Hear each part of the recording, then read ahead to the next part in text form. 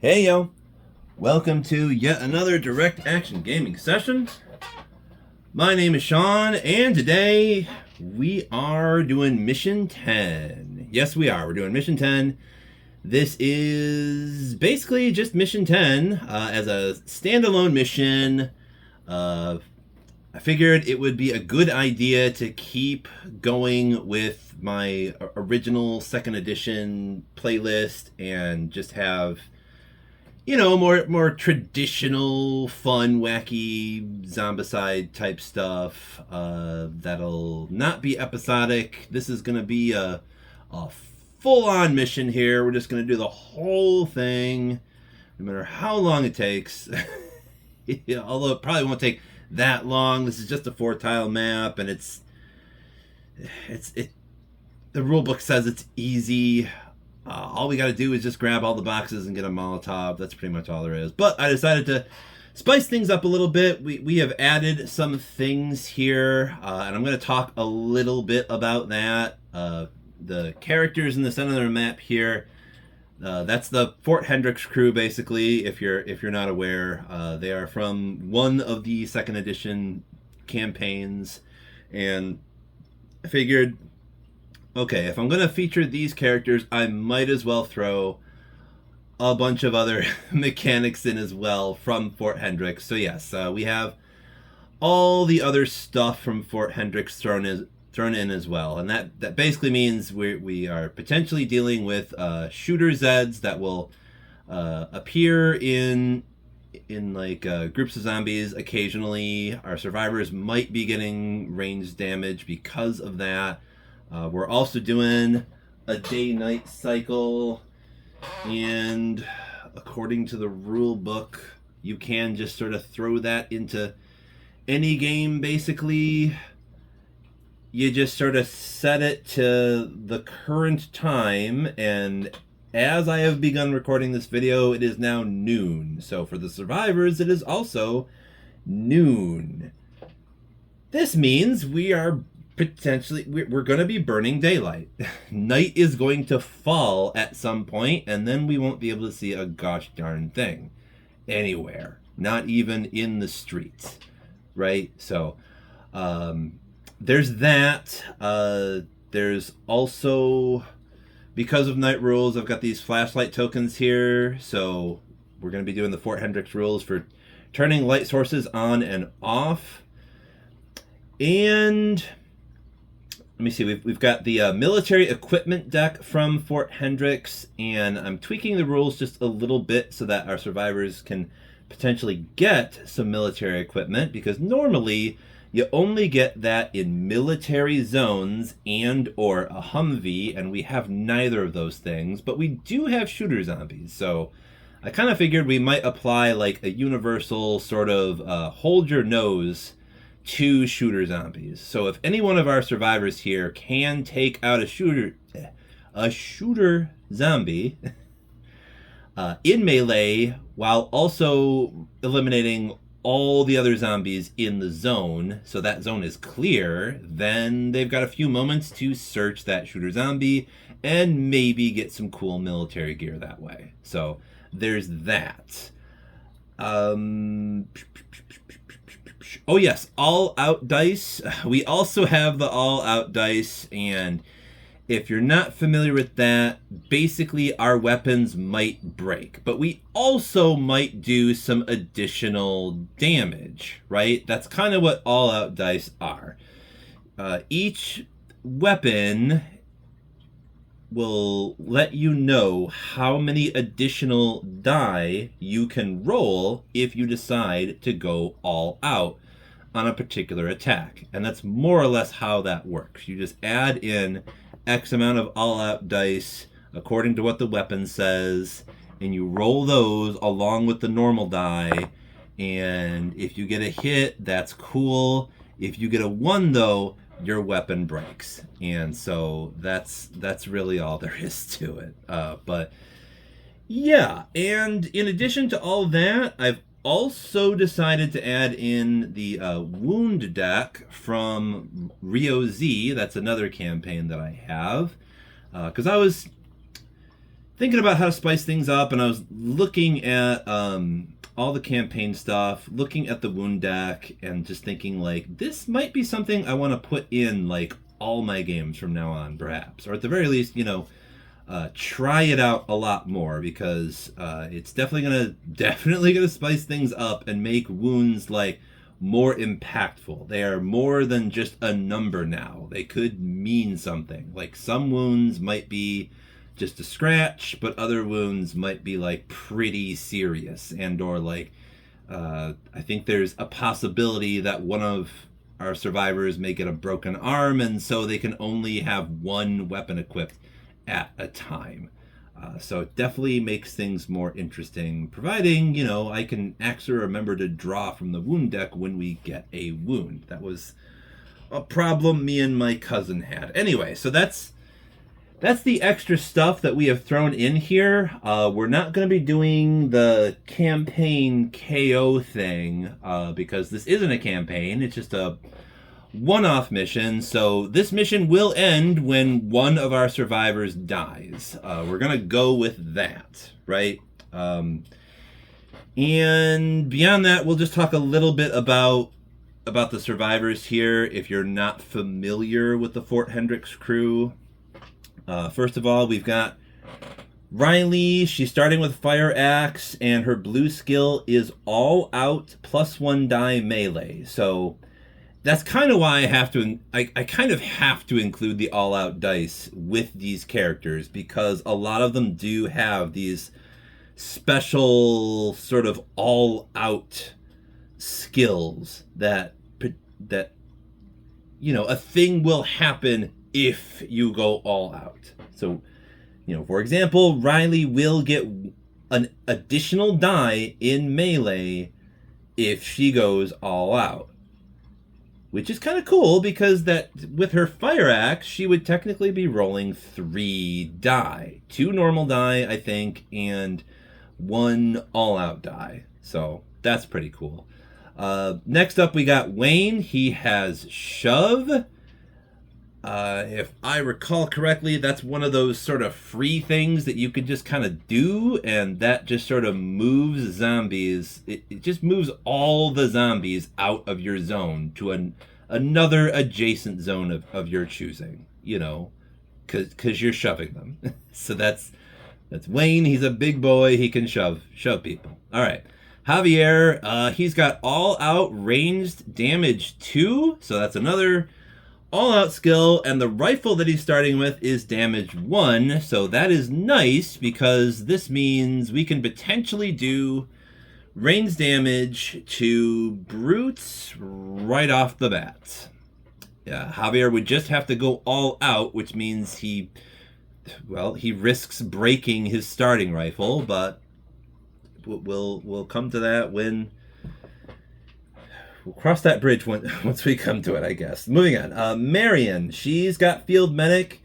I think we've seen that on this channel before, so there isn't all that much to explain about it. She can just run to a zone with survivors in it and heal 1 wound there. So she can do that. And she doesn't even technically need to heal a wound. That's what's kind of nice about Field Medic. It means, like, Marion can be a little extra zippy, provided there's another zone that other survivors are already in. She gets to move 2 zones in 1 action instead of 1.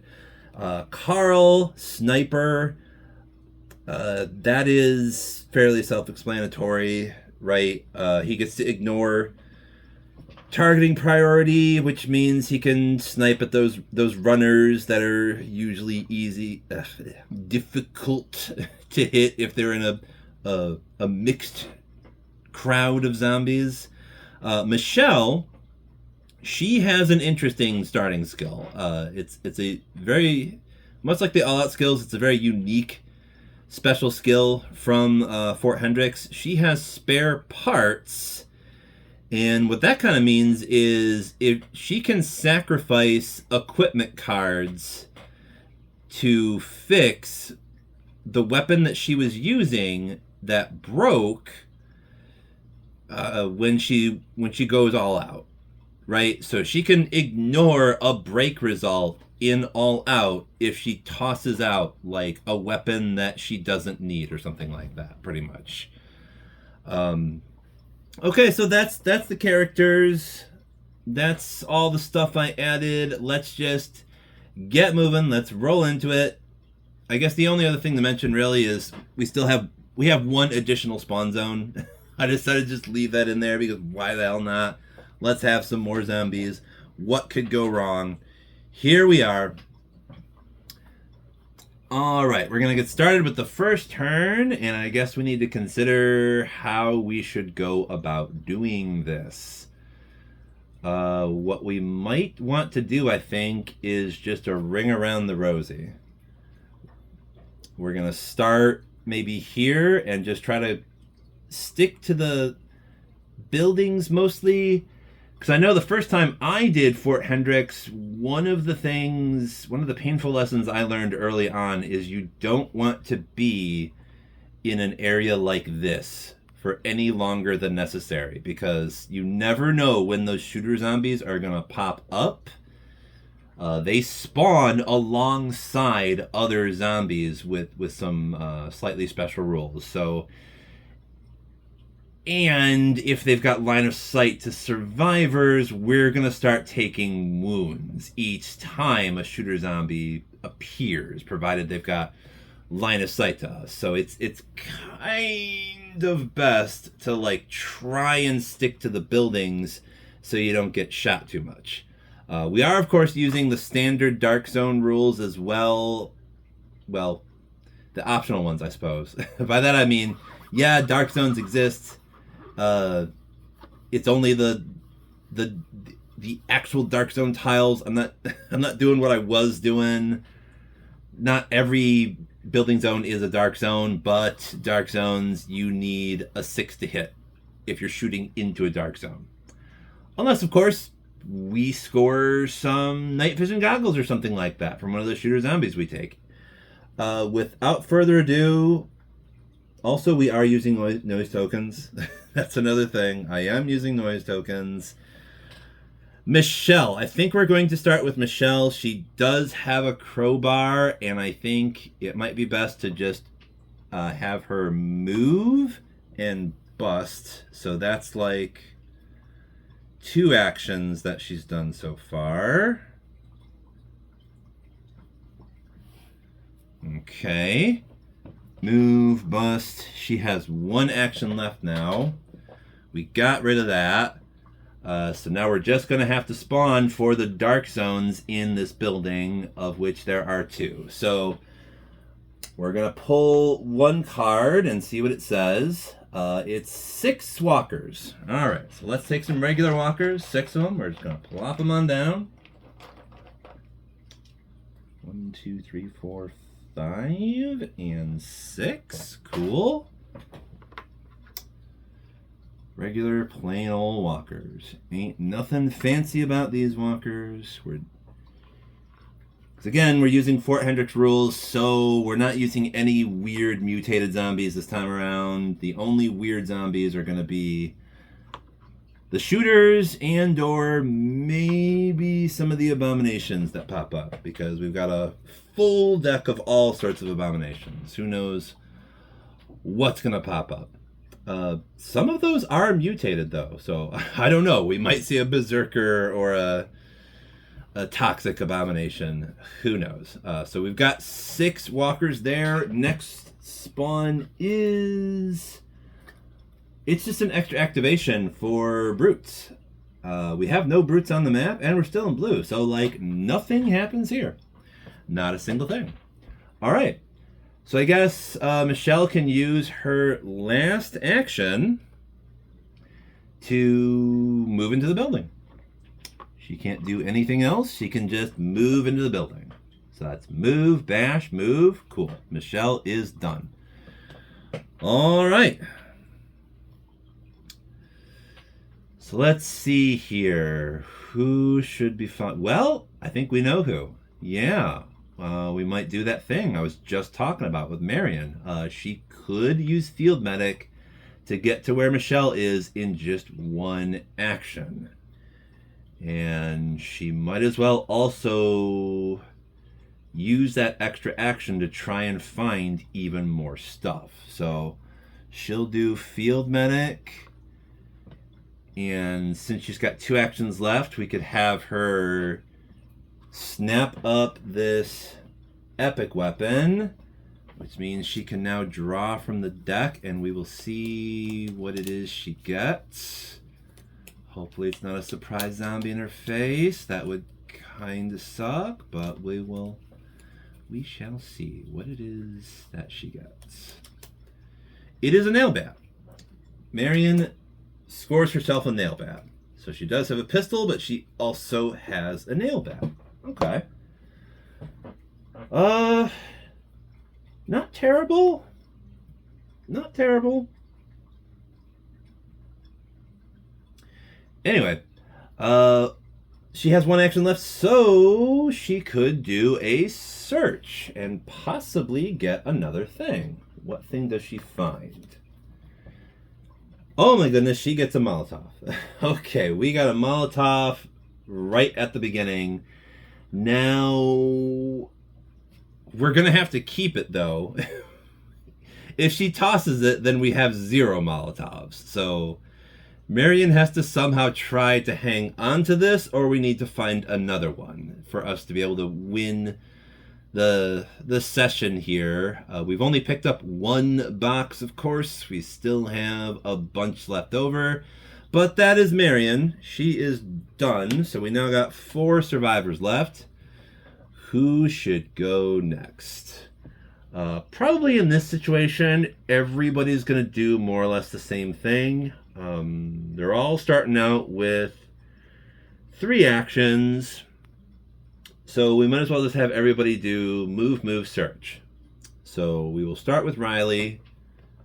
2 moves and a search. What does Riley find? She gets a machete. All right.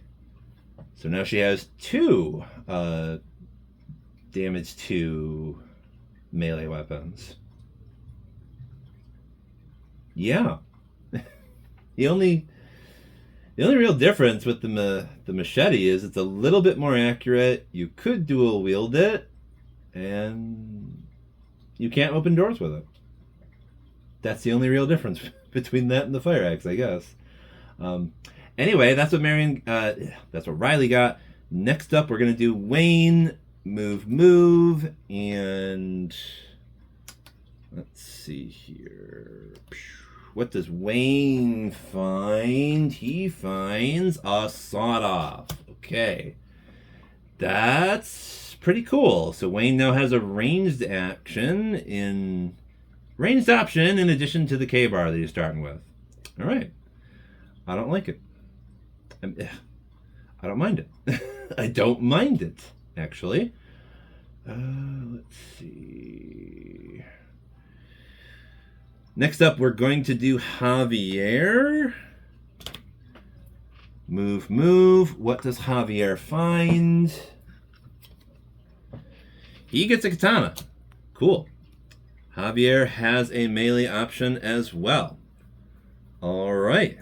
Things are starting to look okay. And then finally we do Carl, of course. Carl is the shootiest boy.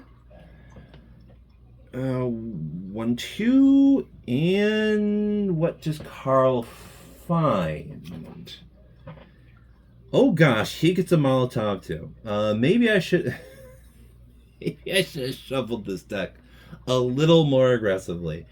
How did we get 2 Molotovs in the first turn? Well, we know there's only 2 more in the deck, but this is pretty good. We have an extra Molotov already. Someone, probably Marion, is going to be carrying the extra Molotov that we need in order to win, I suppose. But anyway, so that is the first survivor turn. So I guess these zombies are going to move forward towards the biggest, the noisiest zone, which is the zone that all the survivors in, because they also count as noise tokens. And yeah, that's how that works. Now we do some spawning, and we start with zone 1 down here and do clockwise. Okay, so first spawn is going to be one normal brute, and it does spawn with a shooter.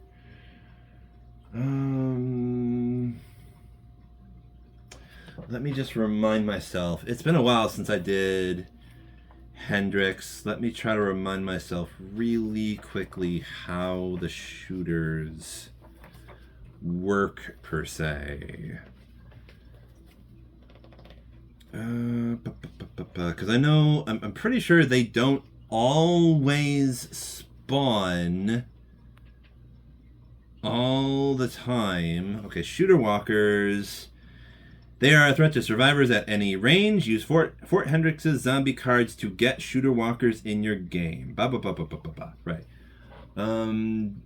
Simply, okay. Shooter walkers share the same. Whenever you draw a zombie card with a zombie shooter symbol, proceed. Okay, this is what we want to know. Proceed as follows in this order. Okay, so each shooter walker already on the board performs a zombie attack. We have none, so that doesn't happen. Aimed at each zone on which it has a line of sight and where one or more survivors stand.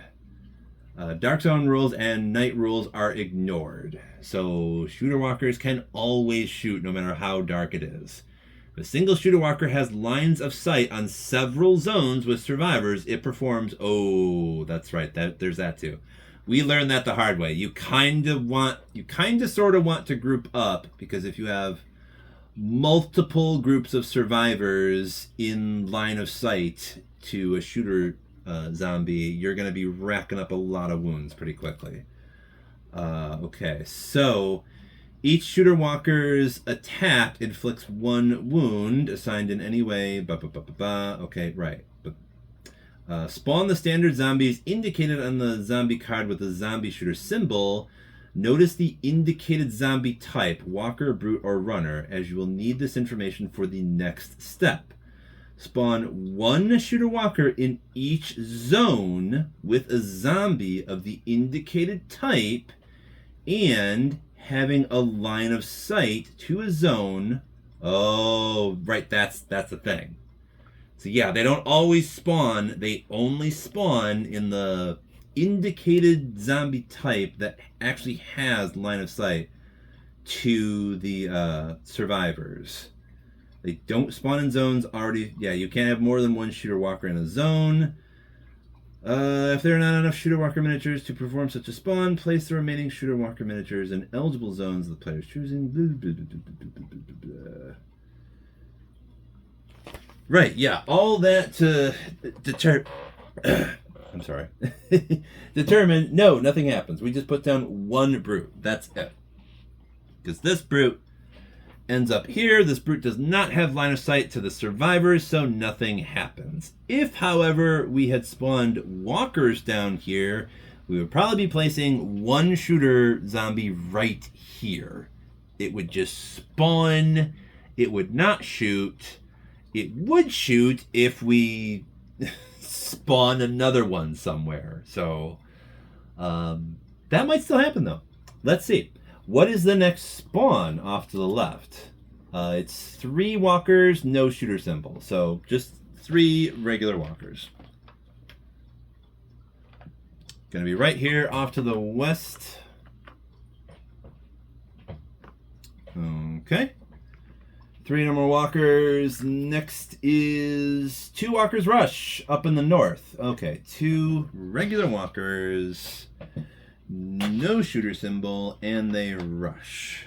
So, yeah. Ooh, way up there. Final spawn is 2. Okay, it did happen. So we have 2 walkers, and there is a shooter symbol. So how we handle that, of course, is we put 2 walkers in this east zone. That's where they are. But since we have a group of walkers that does have line of sight, since they are in an adjacent building zone, we got to plop one shooter walker down with them. And that's not terrible, because thanks to my little hold your nose rule, that means if someone can charge in there and finish them all off with melee, that person can draw from the military equipment deck. Okay, so that's not terrible. I guess we're just gonna start this turn by charging in with some of our best melee people, right? Okay, let's do that. Let's charge in with some melee. Who should go first? Probably not Michelle. All she has is a crowbar. Marion is looking pretty good. She's got herself a nail bat. Riley could go all out with her machete to get 3 attacks, basically.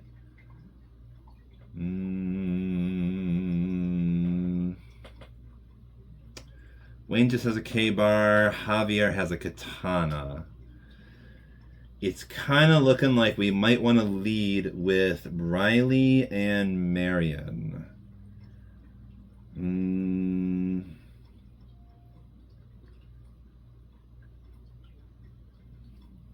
Let's see. So that would be...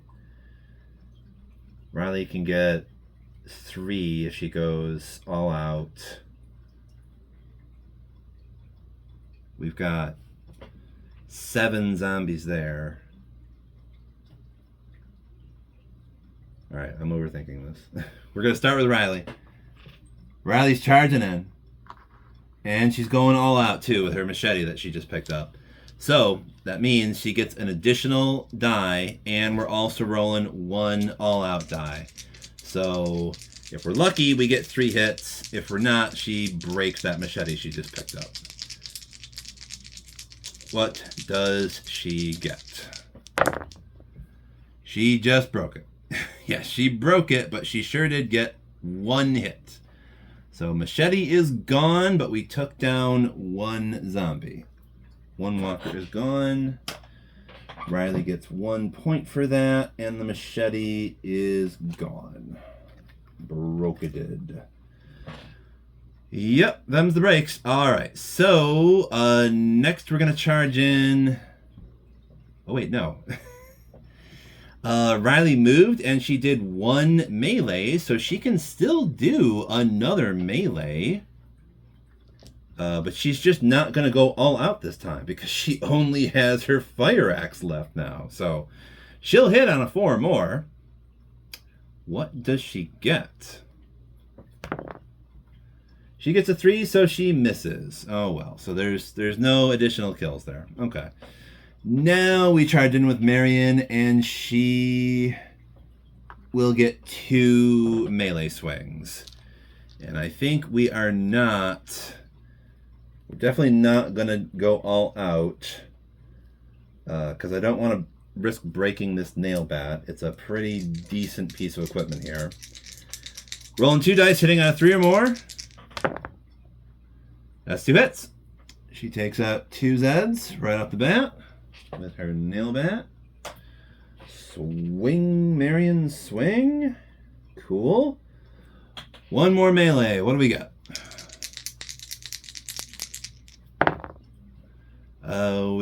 We literally get a swing. A swing, a hit, and a miss. Not just a swing and a miss. We got 1 hit, but we got 1 miss. Right, so we take out the Doomer zombie. He gone. He ain't gonna be telling anybody else about the world ending, as if anybody needs to be told that at this point. Marion gets another point for knocking out 1 more zombie. That is the end of her turn. So we just did Riley and Marion. I guess we can now follow up with Javier. He's our next best bet, I suppose. Because he's got his katana. So 2 die, 4 more. What does Javier get for his first melee? 2 hits. Okay. So that is the final 2 normal zombies. They gone. Javier gets 2 points for that.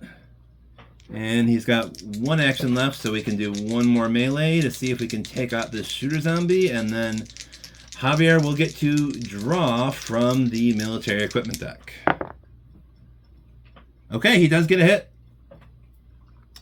This guy goes down. And with him, Javier finds a Colt M4 carbine. Okay.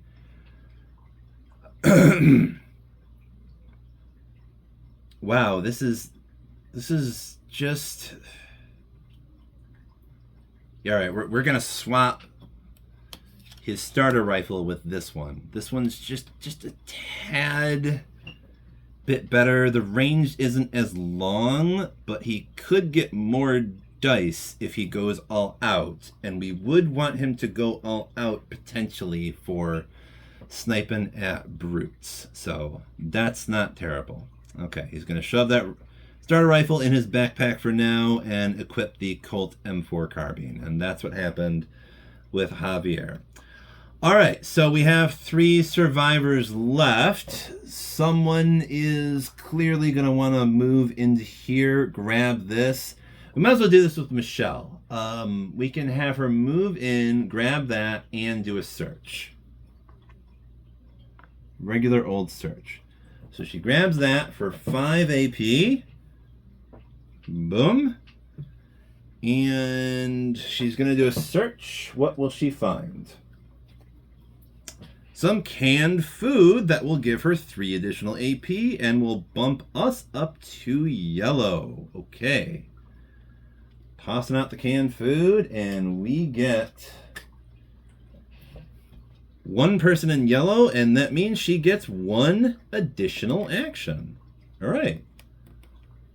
Might as well use that to have her move ahead, so that way she can be primed to get that epic next turn, I suppose. All right. Let's see here. Although we do still have 2 people that haven't gone yet, so we absolutely could have either Carl or Wayne go 1-2 and see what that epic is. Yeah, I think we're going to do it with Carl because he still only has his starter rifle at the moment. So he's going to move 1-2 and then grab this epic. All right, let's remove that and grab something out of this here deck to see what Carl picked up. What did you find, Carl? He found a gunblade. Okay. He's got a really nice little sidearm now. All right. Always better than a surprise zombie. So, okay. So that is Carl, and we only got Wayne left. So let's do something for Wayne. He might as well move 2 and search. 1-2 and do a search. And he finds another sawed-off. Okay. So for now, he's going to pocket the K-bar. Probably going to trade that to Riley. Because if she equips that, she gets an additional die with her fire axe without having to go all out. She can roll 2 die.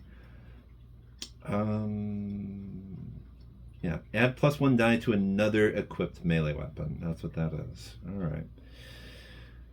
Okay. So that was yet another survivor turn. And actually, I forgot, of course. Let's see, we did 1 and... So we're now at 2 p.m. Oh, I forgot to move time forward again.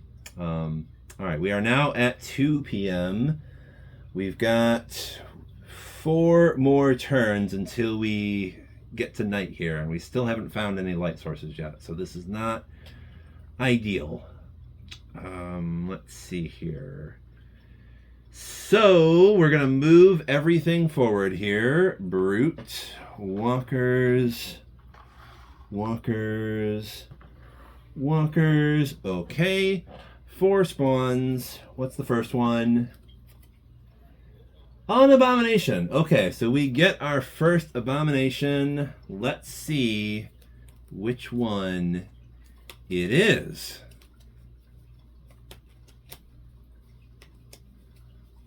What kind of zany stuff is going to show up on the west side of the map?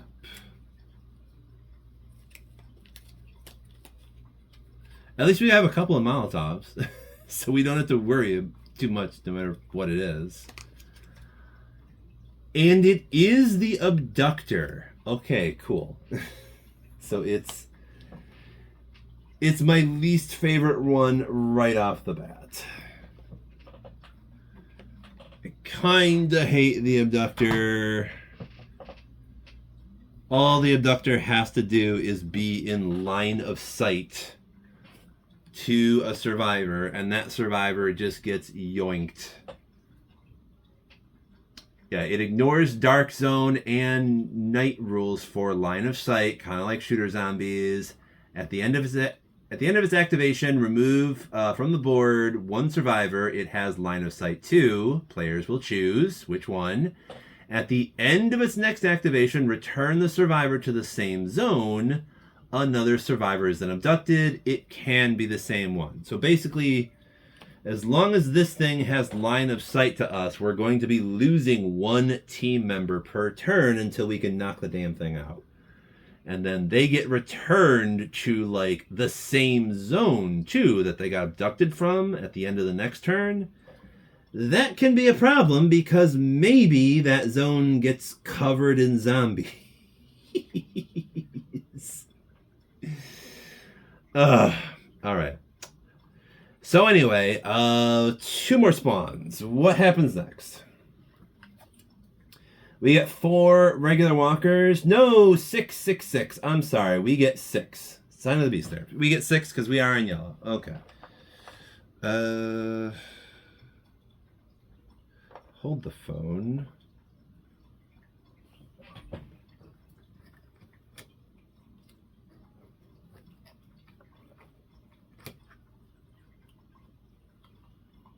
Yeah, okay.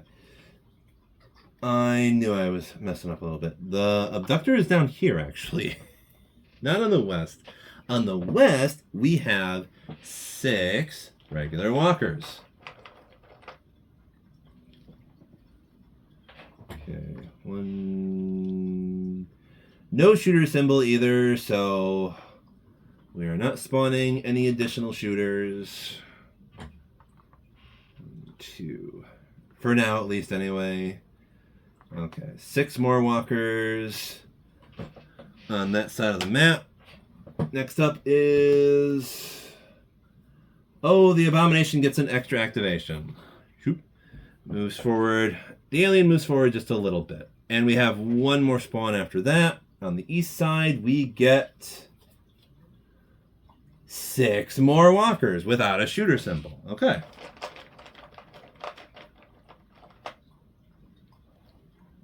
So, whole lot of walkers, no shooters, and 1 really weird, annoying abomination. Okay, cool. Let's see. There we go. All right, that is the zombie phase over. We already moved the time forward to 2 p.m. Cool. Let's see.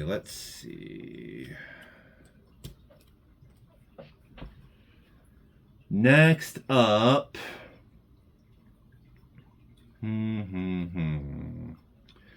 Who should be going first? Let's see. Someone is going to have to get up there and grab that objective. It might as well be Michelle since she has an extra action, right? So we're going to start with Michelle. We're going to activate her. She's going to move 1, 2, and then I guess she'll be able to grab that objective and also search, and that will be her turn. So, you know,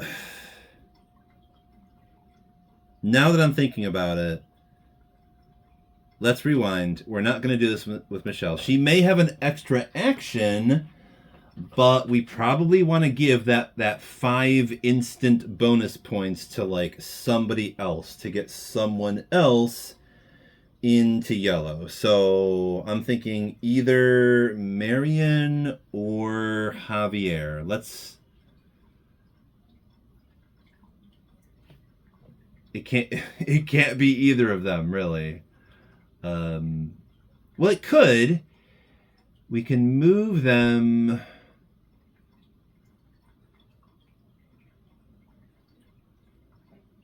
You know, we might try to do something clever here.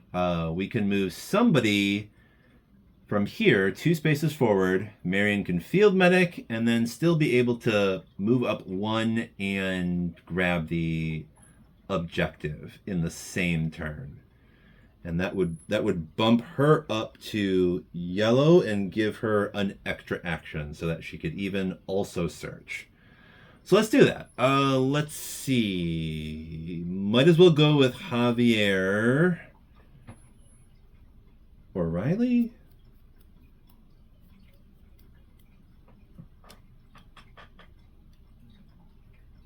Yeah, let's go with Riley. Because she only has her fire axe. If anyone's gonna be doing some searching, try and get some more stuff, it should be Riley. 1, 2. All right, we're going to activate Riley. She moved twice, and she's going to get to search. And she gets a zombie in her face. Okay. So she did 1, 2 search. That is her turn, unfortunately. And she gets 1 walker in her face that somebody else is going to have to try and handle. Okay. So we're not going to move Marion just yet, I think. We're going to want some other melee person to waltz up there and whack that zombie. It could be Carl, because he does have his gunblade. Yeah, we might as well say Carl's going to move melee, and then he can probably search too. So Carl will move. He's going to melee with his gunblade, because the gunblade has a melee option. We can roll 4 die and hit on a 4 or more at damage 2. Gotta love that gunblade. And we do get 2 hits, so that thing is gone. Carl finally gets an adrenaline point for that. Okay.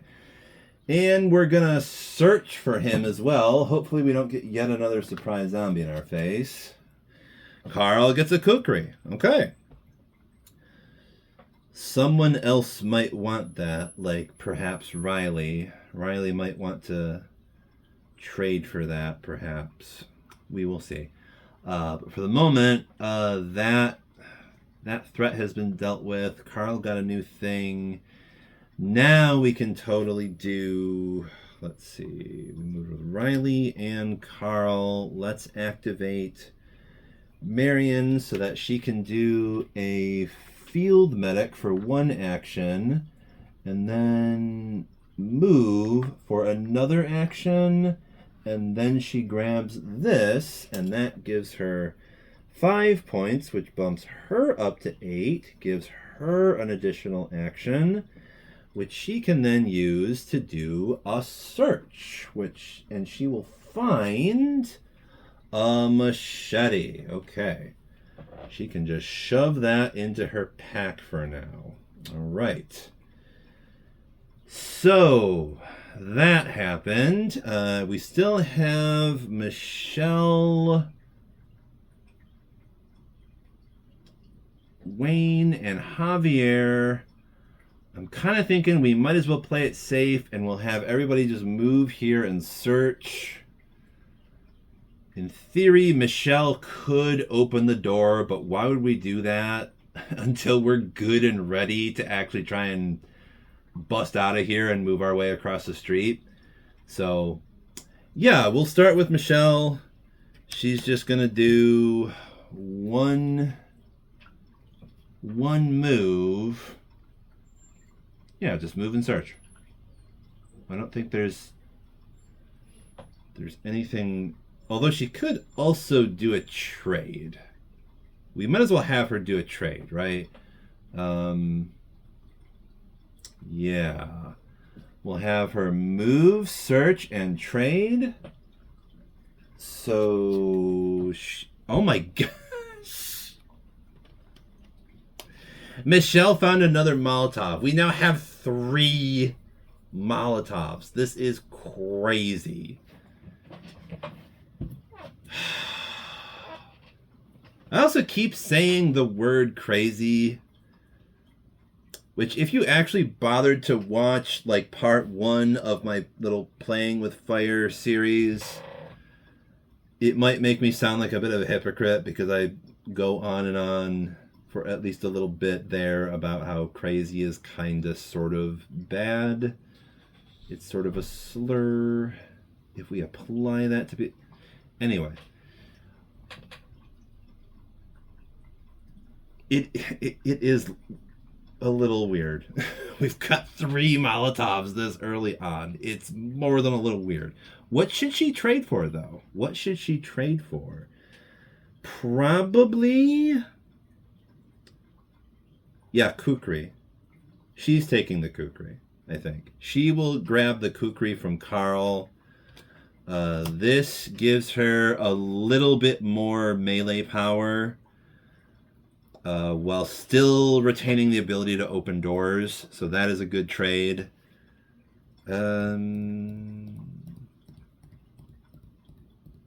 Yeah, so that was move, search, trade. In theory, she could give her Molly to either... I think she will. For the hell of it. Since she has, like, I think 1 additional action left. She's also going to trade with Riley, and she's going to give Riley the Molly. Because Riley's pockets are very empty, and she can potentially get a free move action. Once she gets into orange, at least, anyway. So that might come in handy down the line if we need someone to really bust a move to try and do a well-placed Molly attack, right? So, okay, so that was Michelle. Who is going next? Let's see, either Wayne or Javier. They're both probably going to do the same thing, right? We're going to have Wayne move, search, and probably trade. Yeah, we'll do that right now. Wayne is going to move, search, and he gets yet another sawed off. Oh gosh. He has 3 sawed offs. He's going to trade though. He's going to give Riley the K-bar and a sawed off that she can stick in her pack. So that way she'll have a ranged option, I suppose. That's cool if she needs that. But the K-bar gives her an extra die to attack with. So that's pretty cool. Wayne is just rolling with double sawed-offs for now. So, okay. All right, last person to move is Javier. So he moves 1, 2. That means the only other thing that he can do now is search. What will he find? A zombie in his face. Okay, that means somebody is taking a wound now. Because everybody has moved and we now have a zombie in Javier's face. So somebody in the zone is taking a damage, a wound, which means we're gonna test these wound cards out, aren't we? We're gonna see who gets what, I suppose, once we determine who gets wounded. The player phase is over now, so the zombies are gonna get to do stuff. So it stands to reason the first thing is giving somebody in this zone a wound that Marion is actually now primed to be able to heal. Because the odd thing about Field Medic is you kind of have to be able to move first to a zone with survivors to be able to heal somebody. So Marion is now primed to be able to just sort of cancel out this wound, but something is potentially going to happen anyway, even if it does get healed. Who takes the wound? It might as well be the person that triggered it, I guess. I think.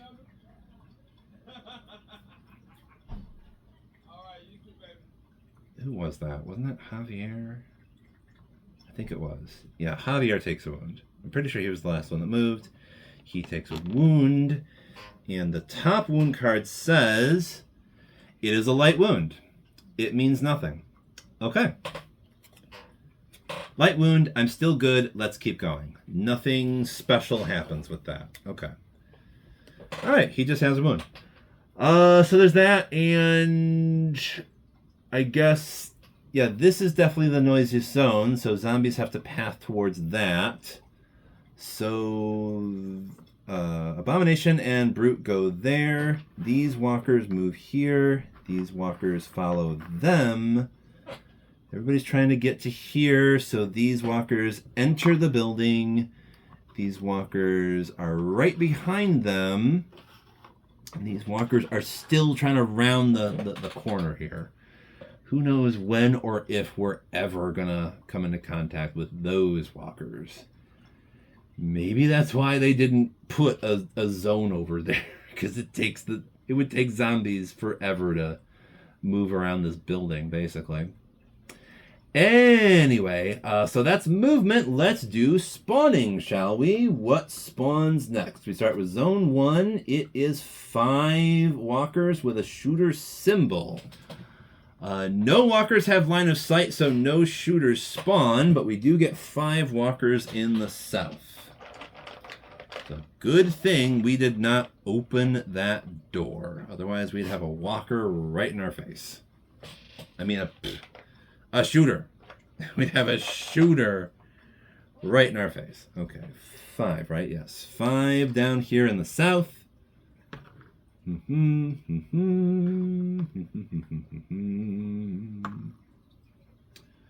Cool. Next spawn in the west is 6 walkers that rush. That's interesting. So we're going to have a bit of a horde to deal with once we bust this door open. Oh, goodness. Okay. It's a good thing we're at least a little bit more tooled up now. Okay. What is that? 6? 3? Yeah, we got 6 here. Okay. I'm just going to add these to this horde that is gathering below our door here. Unbeknownst to Tay zombies, we are right on the other side of it. We're about to bash out and just blow all of them away. Utterly destroying all of them. 2 more spawns. What are they? In the north, we get nothing. Precisely nothing. It's an extra activation for runners. Even though we are in yellow, we have no runners on the map. So nothing happens. That is a bullet we dodged there. No runner extra activation. I'm trying to remember now. I think there's only... I guess we'll see. But I'm pretty sure there's only 1 extra activation for runners and brutes. And we saw both of those already. There's 2 extra activations for walkers. We haven't seen those yet. So 1 more spawn is going to be in the east. We have 2 walkers with a shooter symbol that rush. And once again, we have no walkers with a line of sight, so no extra shooters spawn, but these walkers are going to get added to this mini horde over here. So, wow, Main Street is pretty clogged now. There's a decent amount of Zeds in Main Street that we got to chop through. All right, and we're going to have to move the time forward as well. It is now 3 p.m. Burning daylight. Clock is ticking. We still gotta loot the other half of the map. We gotta loot the southern portion of the map, and we are golden because we've definitely got our Molotovs here. And we technically don't even need to use one, but we probably will just to get rid of that stupid abomination there. I'm very tempted to use 2 of them, because if somebody throws 1 right off the bat, we get like just a ton of points. Riley could, in theory, do that. She could bust the door with her fire axe. Although, I'm only just remembering now, the Molotov has to be in hand, though. And that means someone is going to have to change it up from their backpack to one of their equipped hands. It's probably going to have to be Marion. It's going to take her an action to do that. So the way we might want to play this is someone busts the door. We charge into that street zone. As long as there are still survivors in that street zone, Marion can field medic, heal Javier if he's in that zone, and all at once, and then be able to swap to her molly. Although if Carl tosses the molly, we could get him into yellow. We should probably do that. Carl should toss the molly. He'll have to swap it out for his rifle real quick. That'll take him 1 action, but he should be able to do that. Move, swap, toss, and that'll give him an extra action that he can probably, I don't know, chop or shoot if there are any zombies within range of his gunblade. We shall see. First, someone needs to bust that door open, and it might as well be Michelle. She can bust this door open with her crowbar for 1 action. And she could move and do 2 melees with her kukri. I wish she had extra stuff on her, because that would definitely make it a lot easier for us to just have her go all out with that kukri like several times.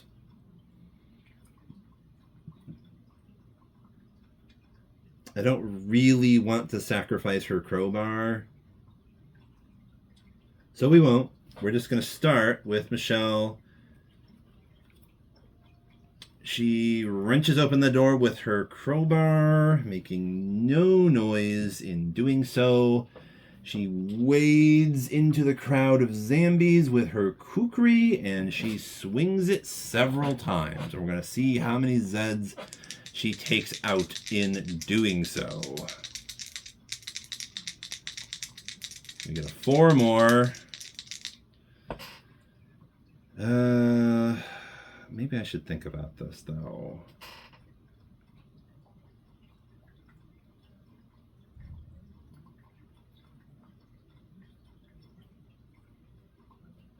Do we have enough melee people to really put a dent in this amount of zombies here? I think so. I think we probably do. We should be fine.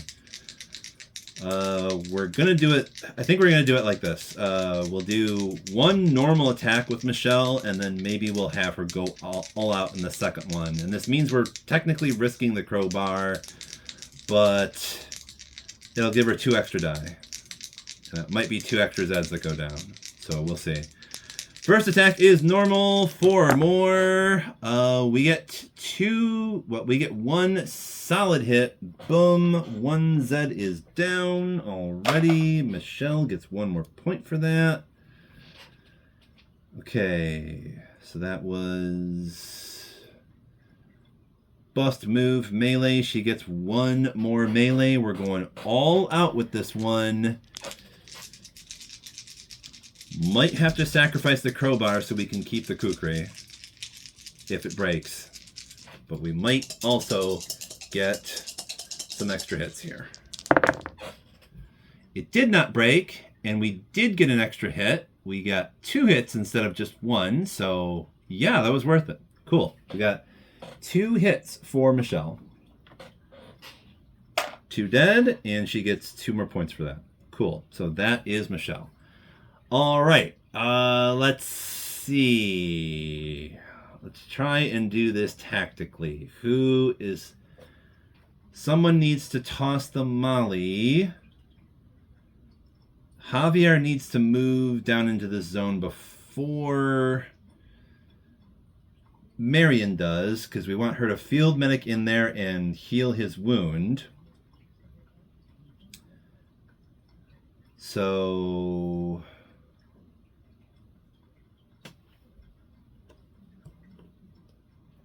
let's see. If we do Carl, he could move, reorganize, toss. With an extra action, he could try to get a few extra points by killing some of the zombies in that zone. That's a fairly decent move, I think. So we're going to do that. Carl is going to move. He's going to wade right into the zone next to Michelle there. He's going to reorganize, shoving his rifle in his pack so he can ready the Molotov for tossing. He's going to light that shit up and just toss it. Okay, so we're tossing it for the 3rd action. So it is gone now, but he gets a grand total of 9 points. 5 for the Abomination, of course, and 4 for all the other zombies. So that brings him right up to 10. Cool. 10 points just for that. He now has an extra action. Cool. Let's remove all of these models. They all gone. This whole zone is cleared. Cool, cool, cool. And obviously, I think with his extra action, he's going to do a melee with his gunblade. Which means he gets to roll 4 die at 4 or more. Oh gosh, if he went all out with this thing, he could roll 6 die. But I do not want to risk this gunblade. It's too useful for Carl, I think. He gets a grand, oh my gosh, he gets a grand total of 1 hit. Well, that's still something, I guess. He takes out 1 walker and he gets 1 additional point for that, and that was Carl. Okay. So next up, we're going to move Javier into the zone as well. He moves, and that means for the moment, he still gets 2 actions, so he can do 2 melee here with his katana.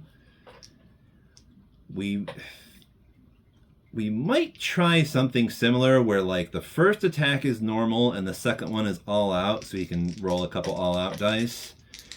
He's risking the katana, but I don't know, if that breaks, it's not the end of the world. It's a nice thing to have, but he can always just grab a machete from Marion or something like that. Not that big of a deal. So first one is normal. He hits on a 4 or more. He scores 2 hits. Cool. 2 Zeds are down. And he scores 2 points for that, bringing him up to 4. Last one is all out. Nothing special about that, because his thing is all out ranged damage 2. So this is just a regular old all out attack. Does he break his katana? He does not, and he scores 3 hits now thanks to that. Okay. And that will bump him up into yellow, which is nice. Okay, that worked out pretty good for Javier. Kill those 3. Let's bump up to 7. He gets an additional action, and of course, he's going to be using that to do a melee. This time, it's just going to be a normal one. We're not going to have him go all out again. We got him into yellow now. This is a bonus attack. So let's get 4 or more to hit, shall we? And he gets 1 more hit. Okay.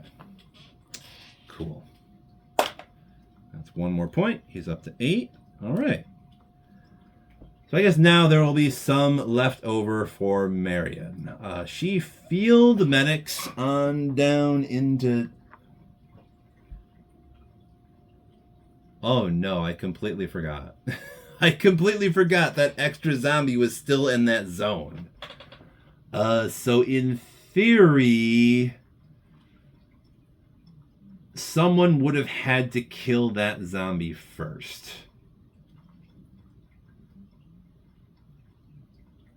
So, I don't know. The way we'll handle this is the next person kind of has to be somebody in that zone who's going to attack that zombie and then move out. And we'll just, I don't know, we'll mulligan it and say that that's what happened first before all that other stuff, right? So, yeah, we'll do Riley. She'll smack at it with her fire axe. She gets 2 die to smack the thing. She hits at a 4 more. Does she kill the extra surprise zombie? Yes, she does. She takes it out for 1 point. Cool. Riley gets 1 point. That brings her up to 2. And then she moves out, and she's got 1 action left to take a swipe at these zombies in the street. It's going to be yet another normal attack. Hits on a 4 more. She gets 1 hit. Okay, 1 zombie is down, and she gets 1 more point. Still not in yellow just yet. Okay. All right. So now Marion field medics down, and that means Javier is back at 3 wounds, and that was 1 action for Marion. She now has, I think, 3 left. Yes. Okay. There really isn't all that much else for her to do, though, because someone has to bash this. And nobody can, really, because our 2 bashers have already gone. So she did a field medic, and then she's going to get to do a melee here. And I don't think anybody else has. Okay, so let's do another mulligan. let's say it would be a waste to not use her extra actions, right? Before field medicing, she did a quick search and found a sniper rifle. Okay, so Marion has a sniper rifle. She traded that with her pistol. So she now has a sniper rifle, which is fitting because she actually, her model has a sniper rifle. So, okay. There's that. And that's pretty cool because now that means she can do a melee and she can also take some pot shots at that other group over there. So, okay. Let's see. So Marion does, with her nail bat, 2 die, 3 or more. So search, field medic, she can do a melee and then take 1 shot. And she gets 2 hits. And all we need is 1, so take that one out. She gets 1 AP. Okay, cool. So she can also take a shot with her sniper rifle at that other group of Zambies down the street there. Try to prune that down a little bit. She hits on a 3 or more. And that was a hit. So we take out one of them, and she gets 1 more point for that, bringing her up to 10. Okay. Oh, and that shot made some noise. We have finally actually made some noise. She did a shot. That made some noise. Let's see. In theory, there's also noise here, I think. Yeah, it does say Molotov is noisy. So I guess the zone that you toss it in would have 1 noise token. Anyway, Wayne is our last person, and what we're gonna have him do is search and move. There ain't a whole lot else he can do. If he also finds some kind of rifle, maybe he can start taking some pot shots too. What does Wayne find? Oh my god. Wayne finds yet another sawed-off. Ugh. Alright, here's what we'll do. He did a search, he'll move, and what we might do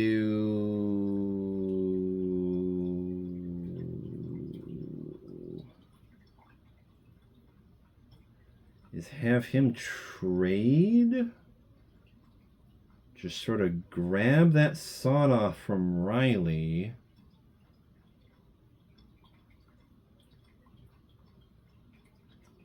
Or he could just give the sawed-off to Riley. We might do that. Yeah, he just gives his sawed-off to Riley so that she has 2 in her backpack. Why the hell not? Yep.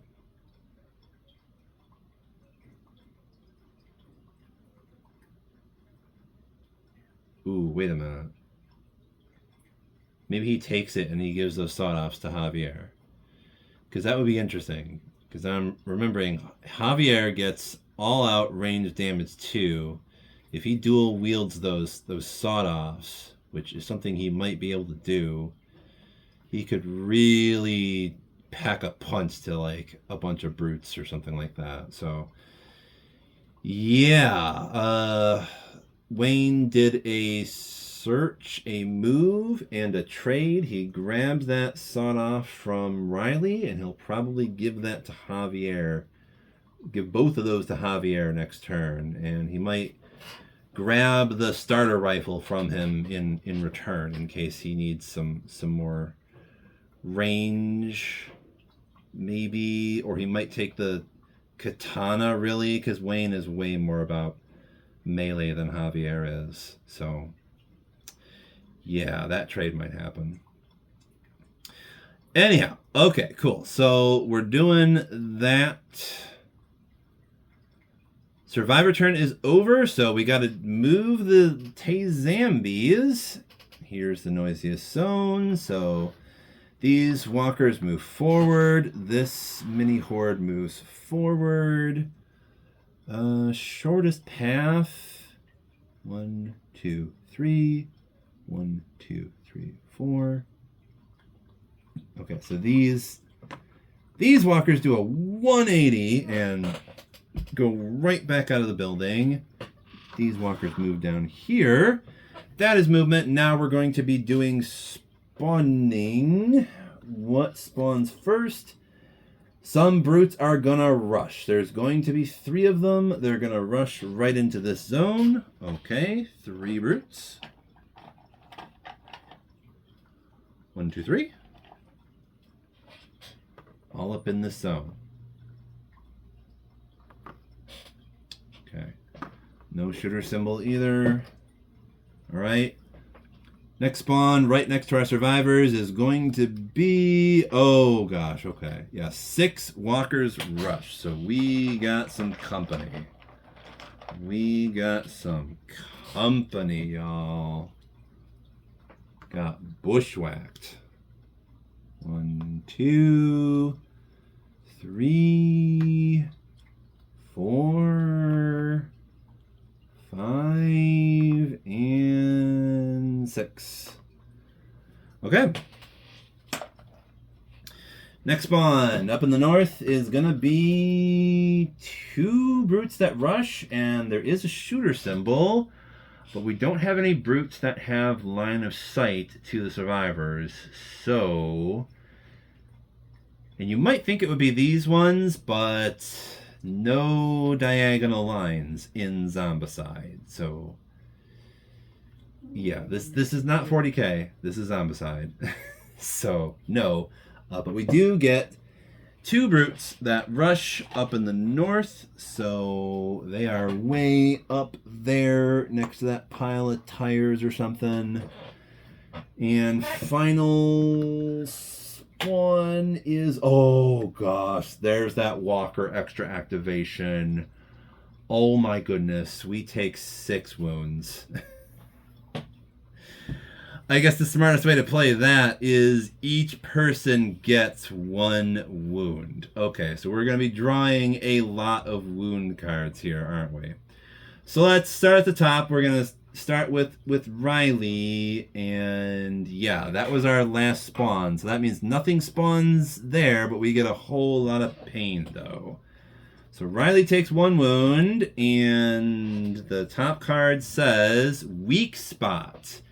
If this is your first wound, suffer 1 extra wound and gain 5 AP. So now Riley is down to 1 wound, but this does bump her up into yellow, though. Because 5 plus 3 is 8. So, thanks, I guess. Her getting torn up definitely pissed her off, I guess. She gets 5 AP for that. All right. So moving on down the line, Wayne takes 1 wound, and we're going to draw a card, and it says, Bite on this. You must discard one of your equipped weapons. Ignore the wound you just received. Okay. I guess this is fine for Wayne because he currently has 4 sawed-offs. We can just get rid of one of them. We can just discard one of them, and that means he didn't get wounded. He just shoved that in the zombie's throat, and then that was all there was to it. Okay, Wayne. That sounds like a very Wayne thing to do, by the way. Because Wayne is a big boy. He a chunky boy, right? Anyway, Javier is next. He gets yet another wound, and what happens to him? Light wound. I'm still good. Let's keep going. Nothing happens. Okay, he just takes a wound. Next up we have Marion, the good old doctor, takes a wound, and she gets revenge. All right. It says, if this wound was dealt by a zombie, keep this card in front of you until the end of your next turn. Okay, so we have to put this on Marion's player board, basically. You can only attack that type of zombie, walkers. Okay, she gains +1 AP per zombie of that type that she kills. Okay. That's not terrible. It really isn't. It kind of means it's really tempting to have her go all out at least once with that nail bat to try and just get a whole bunch of extra AP, because she's totally going to get a 2 for every time she knocks out one of these zombies. Okay, it's official. I kind of love these wound cards. They really are making the game more interesting. Okay. All right, Carl, he takes another wound. Well, a wound. What does Carl get? Light wound. I'm still good. Let's keep going. Okay, nothing happens to him other than he takes a wound. Michelle, she takes a wound. What does she get? It says, hey, over here, immediately perform 1 free all-out ranged attack if possible. And yes, it is. So she's going to do it all out with her kukri, and we're going to see how that works. She gets to start chopping down some of these walkers already. Hopefully, Michelle, leave some of these for Marion, please.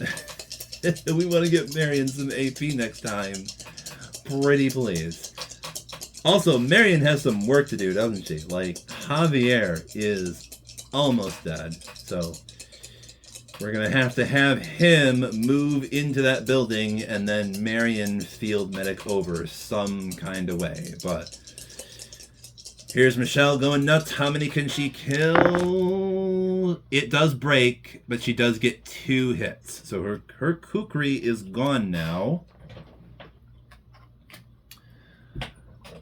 Although, we could have her keep it if we discard the crowbar, and I kind of think I'm going to do that.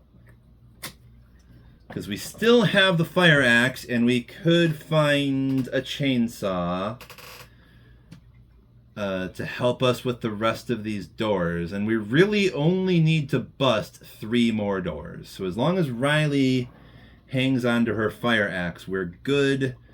We just remove the crowbar from the game, and that's all there is to it. Okay.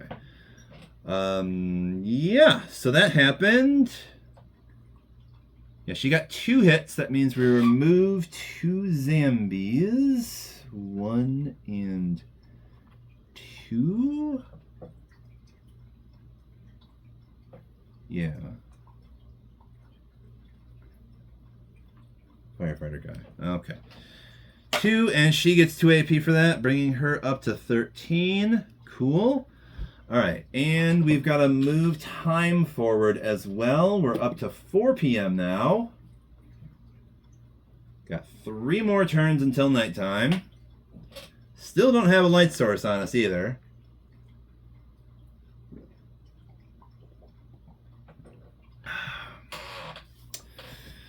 All right. So I guess we remove these noise tokens. And it's going to be the survivor's turn once again. So,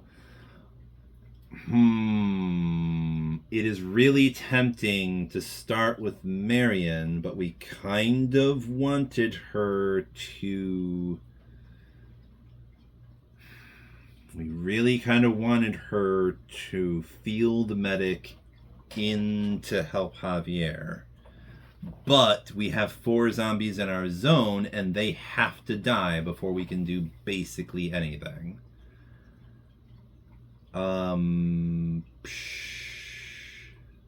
Riley has to be the one to smash that door.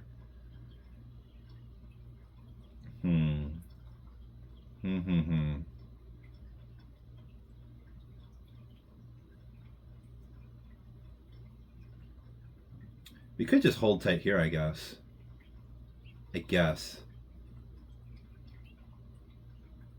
Let's just start with Marion. Let's try and get her a bunch of points. It's just too tempting. It's too tempting to not take advantage of this revenge. So let's see. She has 4 actions, so she could do a whole lot of damage here without even... I don't think there's even a reason to have her go into overdrive mode. And it's maybe even possible if we can... If she can get rid of these zombies in like 2 melees, she can always just move and then field medic back to heal Javier, which seems weird that she's like, yeah, Javier, I can patch you up, but I have to run back inside and then run back out again. What? Why don't you just... No, listen, I have to run back and... I have to run back inside. Anyway. So let's see. 2, 3 or more. How many extra points can she rack up here? She gets 1 hit, so that is 2 points. 1 zombie down.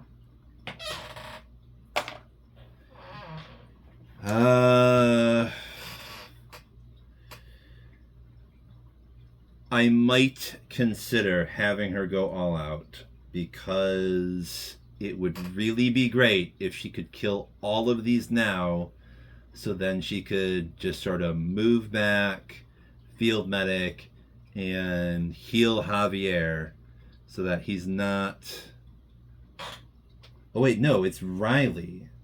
Is Riley down to... Yeah, Riley is the one that's down to 1, not Javier. Okay.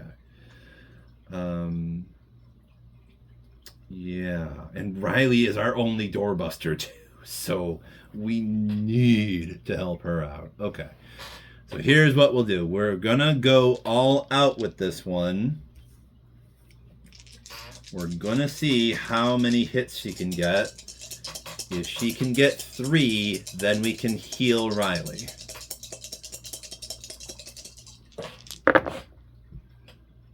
Well, she gets 2. And that means she gets 4 points for that. So she's up to 16 now for just killing 2 zombies.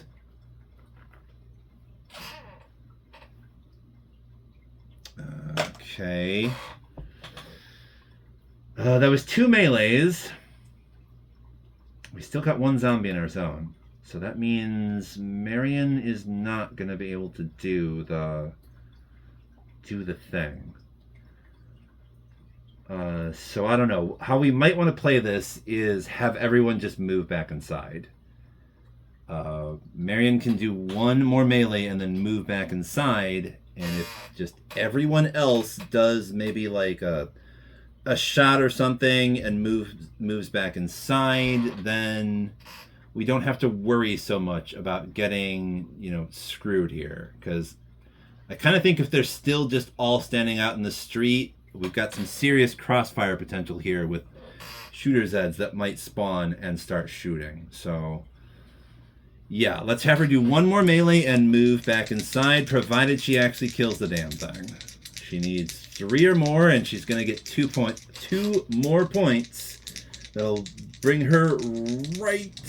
She's almost in orange if she can just kill this 1 zombie. And she does. Cool. She knocks it out. Boom. Gets her 2 more points. Brings her up to 18. Nice.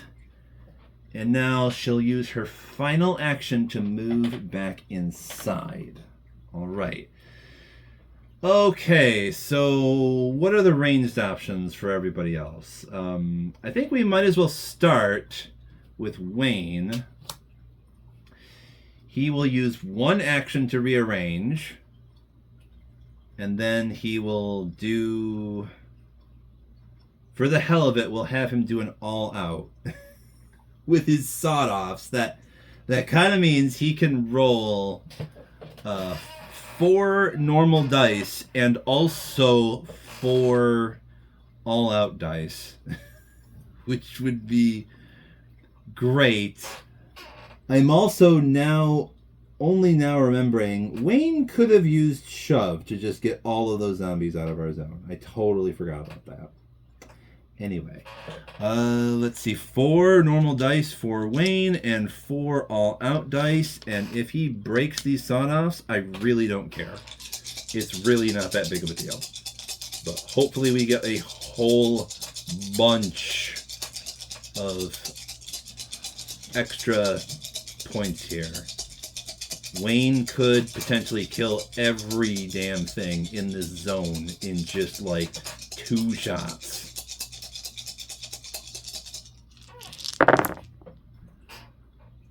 We get 1 break, so 1 of the sawed-offs is gone, which is fine because he has a spare in his backpack. We're looking for 3 or mores. So there's only 2 misses and 1 break, but he does get 5 hits. That is nice. So that's not enough to bring him up to yellow, unfortunately, but we do take out 5 zombies from the zone next door. Okay, 5 of them. Nice. Wayne only has 1 action left because he's not in yellow yet. So we're going to move him back inside because that is the overall plan. I think for the hell of it, we're going to have Riley bash and then move back so that that door is just gone. We're going to have to spawn some stuff down here, but I think that's fine. So her first action is bash, and we're going to do a couple spawns then.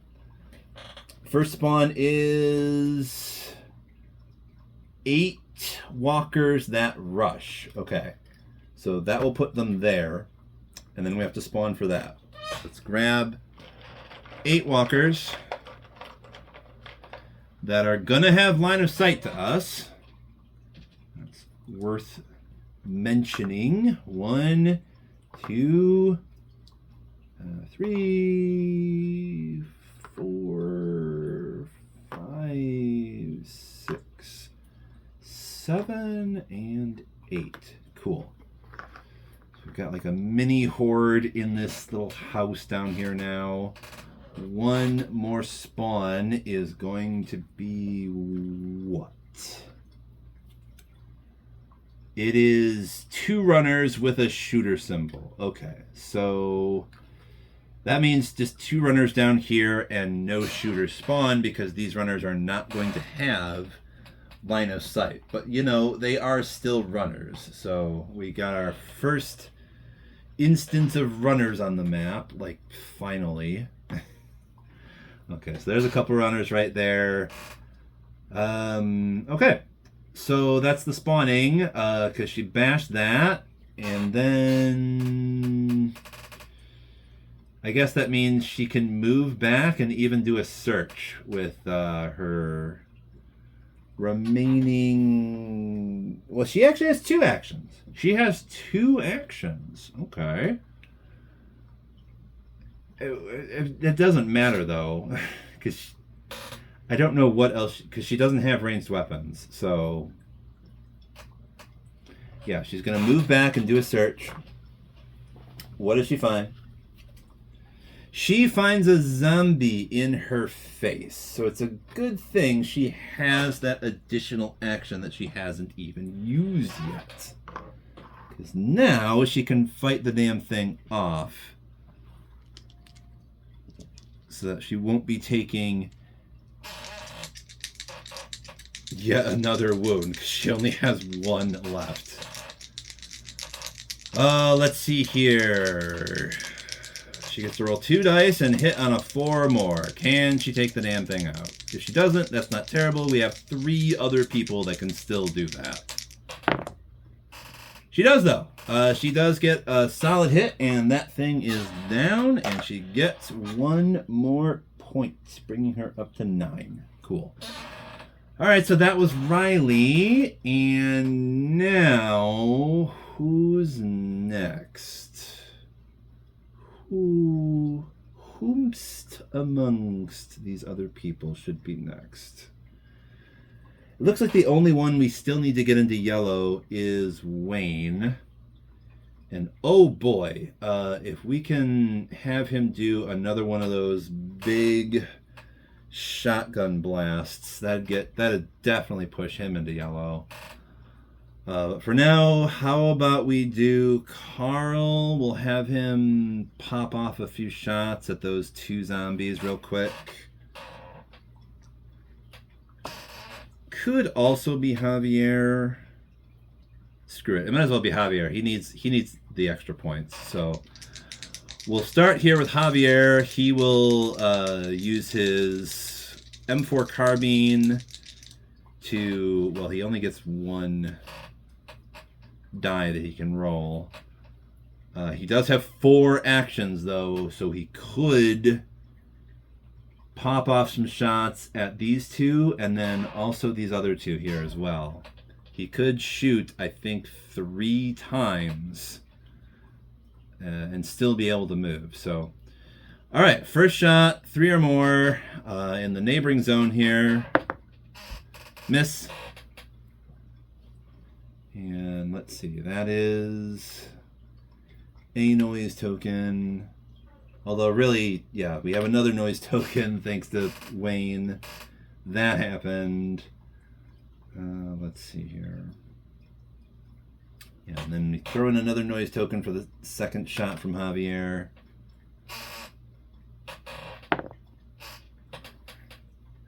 That's a miss. Third shot, Javier. He still hasn't taken a single one down.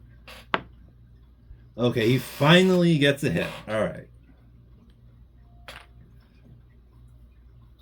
Although I suppose we should throw another one on here because of the fire axe. Let's see here. Heck, if we could make more than 6 noise, that means the noisiest zone is down here as opposed to here, and the zombies just ignore us entirely, more or less. Although I don't know if it matters all that much because this will be the zone right in front of us, and if the zombies move there, they have line of sight, so whatever.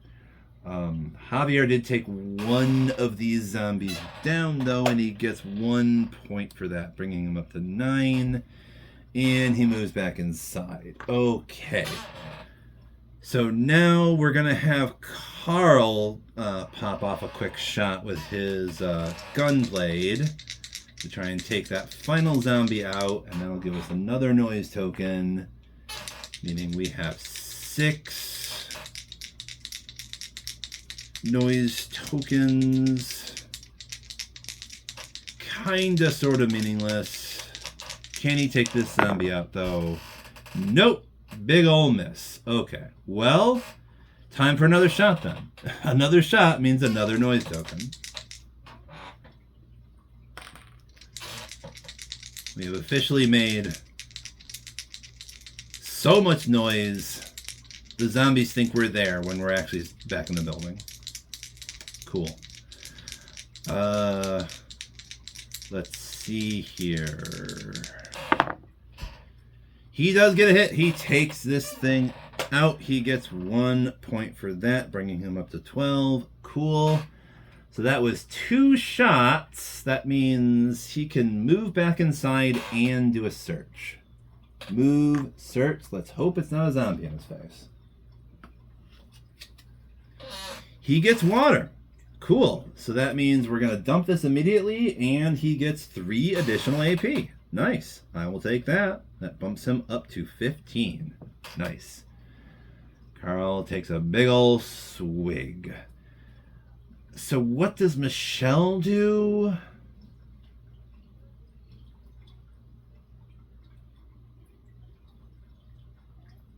The smartest thing for Michelle to do would just be to move back and search, really. So that's what we should have her do. It'd be kind of suicidal to have her charge into this house with just her kukri and like no backup and those runners.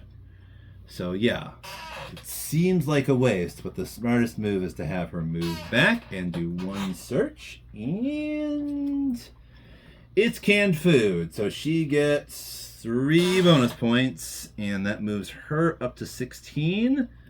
So that's cool. All right.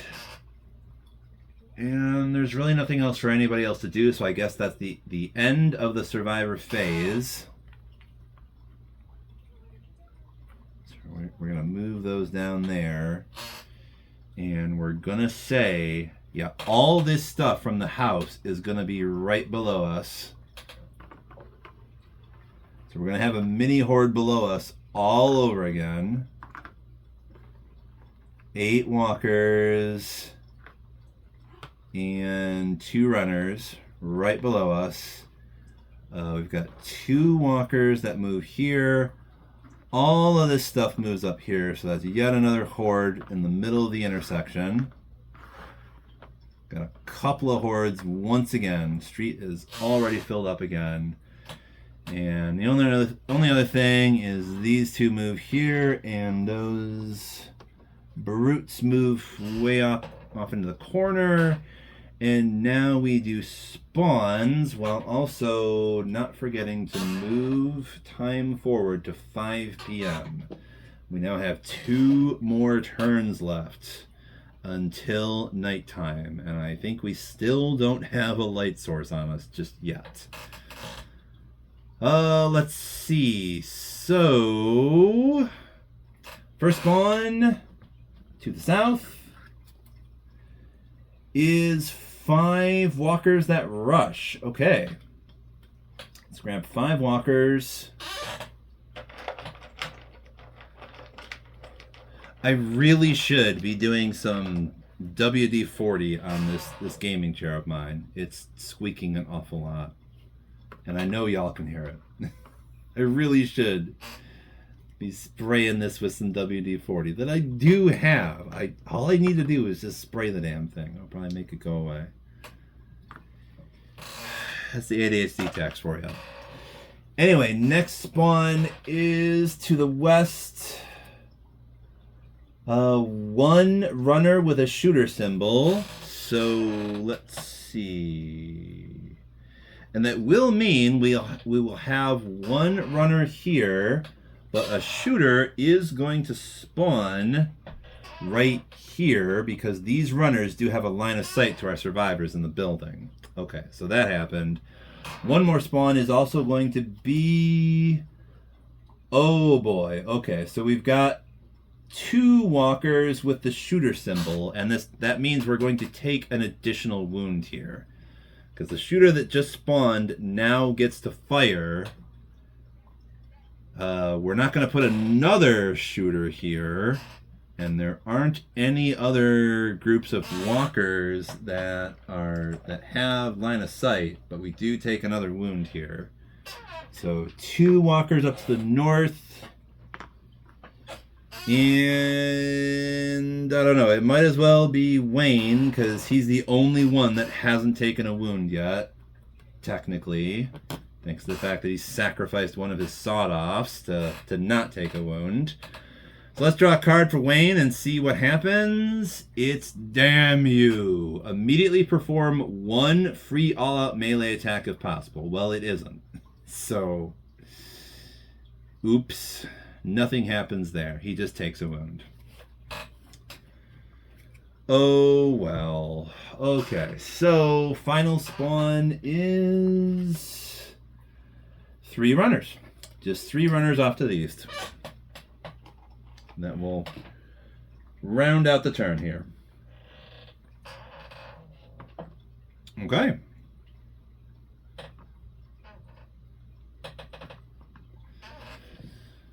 Oh my goodness, this street is busy now.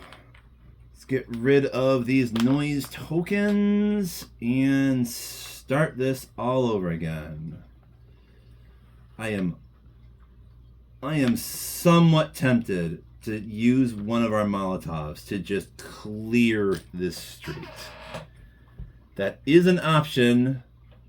We could do that in theory.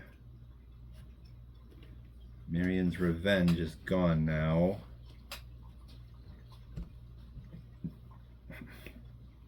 The people with the Molotovs are Riley and Marion. So I kind of think the smart play here might be to have Riley toss the Molly.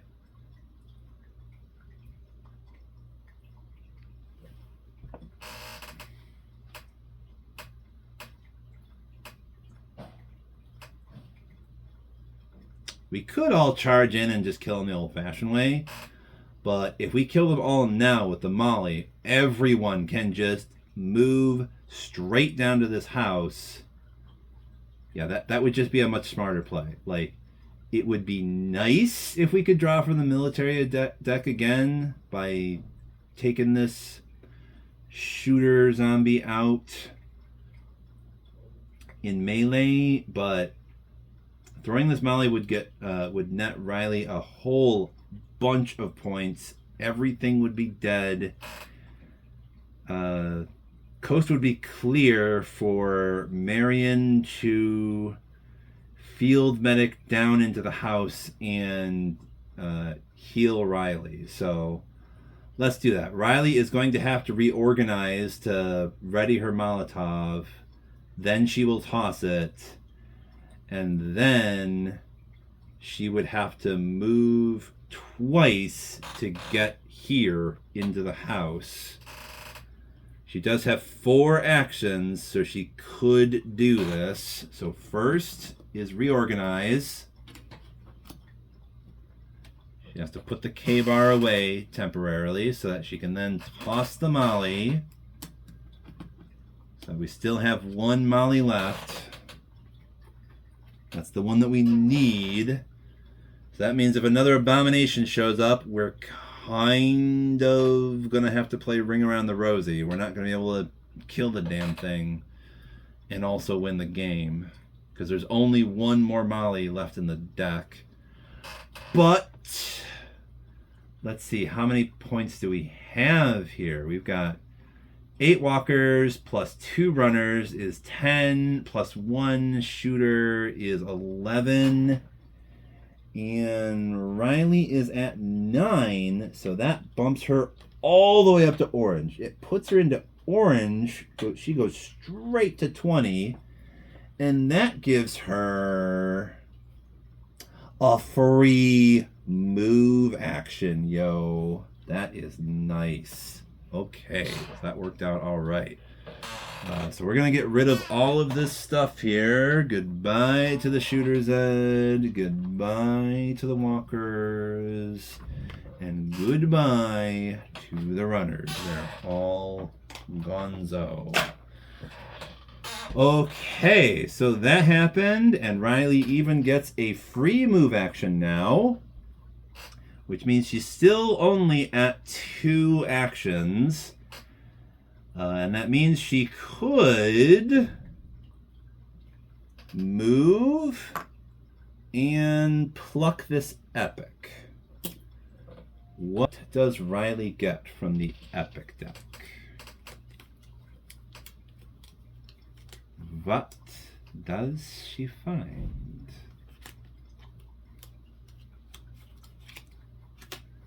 She gets a Siege Hammer. Okay. We will take that. And that's yet another door busting thing. So that's cool. That is cool. Definitely better than the Fire Axe. So probably she's going to shove the Fire Axe in her pack and then have the K-bar, so that way she can roll 4 die while she's swinging this Siege Hammer around, hitting on a 4 or more, and it does damage too. So that is not terrible. And if we have her go all out, she gets an additional die. So there's also that. Okay, so that was Riley. What is everyone else going to do? I think we're going to start with Marion. She's going to field medic so that she is right here, and she will get to heal Riley's wound. Now I'm pretty sure, let me just double check, but I'm pretty sure with field medic you only survivor can use the skill once during each of their turns, 1 action, move up to 2 zones, then, yeah, they may heal 1 wound from any survivor in the destination zone. Okay, so it's not like medic, she isn't going to be able to heal a bunch of wounds, only 1. And everyone now is down to 2 wounds. We're all not doing great, but at least Riley is not almost dead. That was only 1 action for her too, so she does still have 3 more actions. We could have her move and take that objective, and that would bump her into orange. So at the very least, we would have 2 people in orange. And I kind of think we'll do it that way, because Wayne could still easily get up to yellow by just sort of moving and blasting that group with his, oh, wait, no. He can't do that. Thanks to those brutes, he wouldn't be able to hit anything with his sawed-offs. Well, shucks. That's not gonna work. Javier is gonna have to do something like that, because he could go all out ranged, do damage to, and try to pop off some brutes with his carbine, I suppose. Carl can also kill some stuff with his gun blade. But anyway, we're still doing Marion, and I kind of think that, yeah, it might be best to have her move, take that objective, and then that will put her into orange. And we could give her... Yes. Yes, yes, yes. We're going to give her all out +1 damage melee. So that means we don't even really need to worry about Molly's. Marion herself could kill an abomination with her nail bat. That's pretty dope. So yes, we're gonna have Marion. Final 2 actions is move and take objective. That gives her 5 more points. So 23 is where she'd be at. She's in orange. She takes all out +1 damage melee. That is Marion. All right, so probably with Wayne, since he is still in blue, we're probably just gonna want him to like move twice and then search, I guess. Yeah. Boy, it would be nice if he could rack up a bunch of points on that one mini horde there, but we can't do that. Brutes take targeting priority, so he wouldn't be able to hit those walkers even if he wanted to. All right, we'll just have him go 1, 2, and then have him search. And what does he find? He finds a regular pistol. That is a thing that he found, I guess. Probably something we should give to Michelle, really. And I don't know, with that in mind, Michelle might want to move next. Because she's kind of in a similar situation to Wayne. There really isn't all that much she could do. We could have her move twice, trade, and also search. So, 1, 2. She will grab... probably both things, really. She'll take everything Wayne has. The extra sawed-off and the pistol. So that way she has a ranged option, and she has that pistol for just like sacrificing for all outs. So that's not terrible. Let's see here.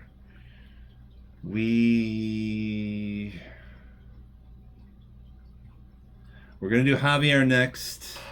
He will move. He's got 4 actions. So maybe we'll have him do 2 shots. 1 normal, 1 all out, and then we'll have him move again. Yeah. All right, so first shot.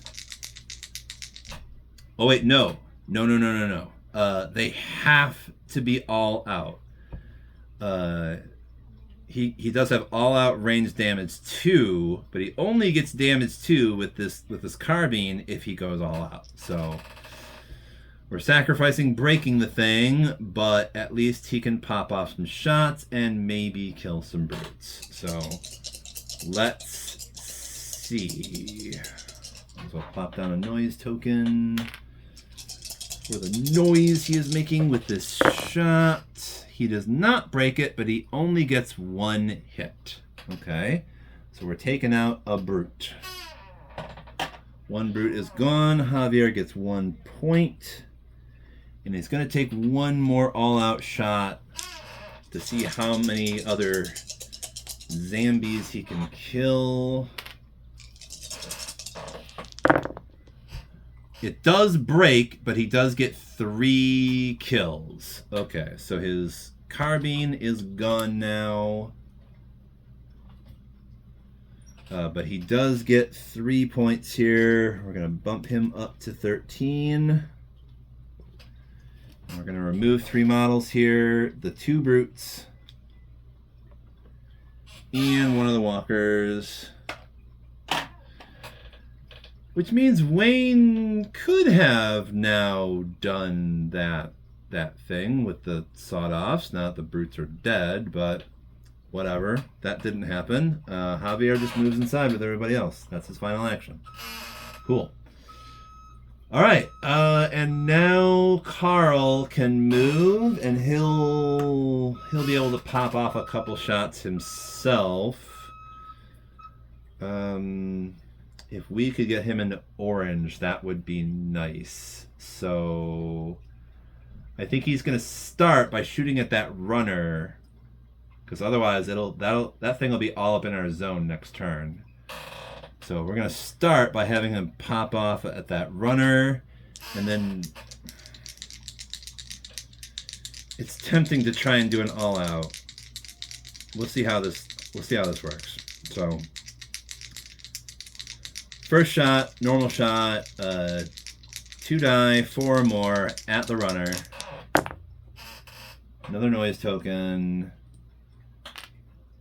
We do take the runner out, and he does get 1 point for that, so we're up to 16. All right, let's do 1 more shot. We're gonna risk it. We're gonna go all out.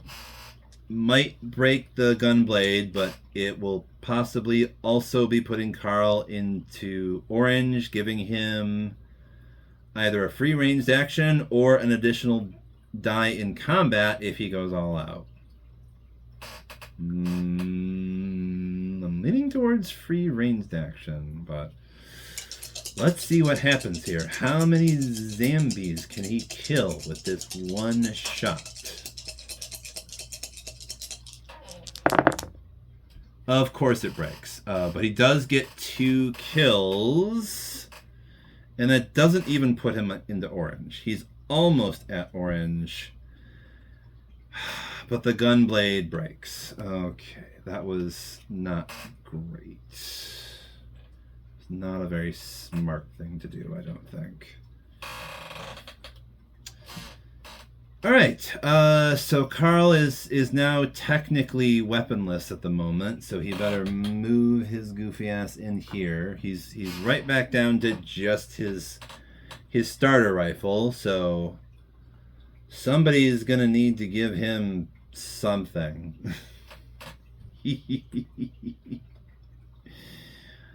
We're gonna need to do some trading here, but yeah, so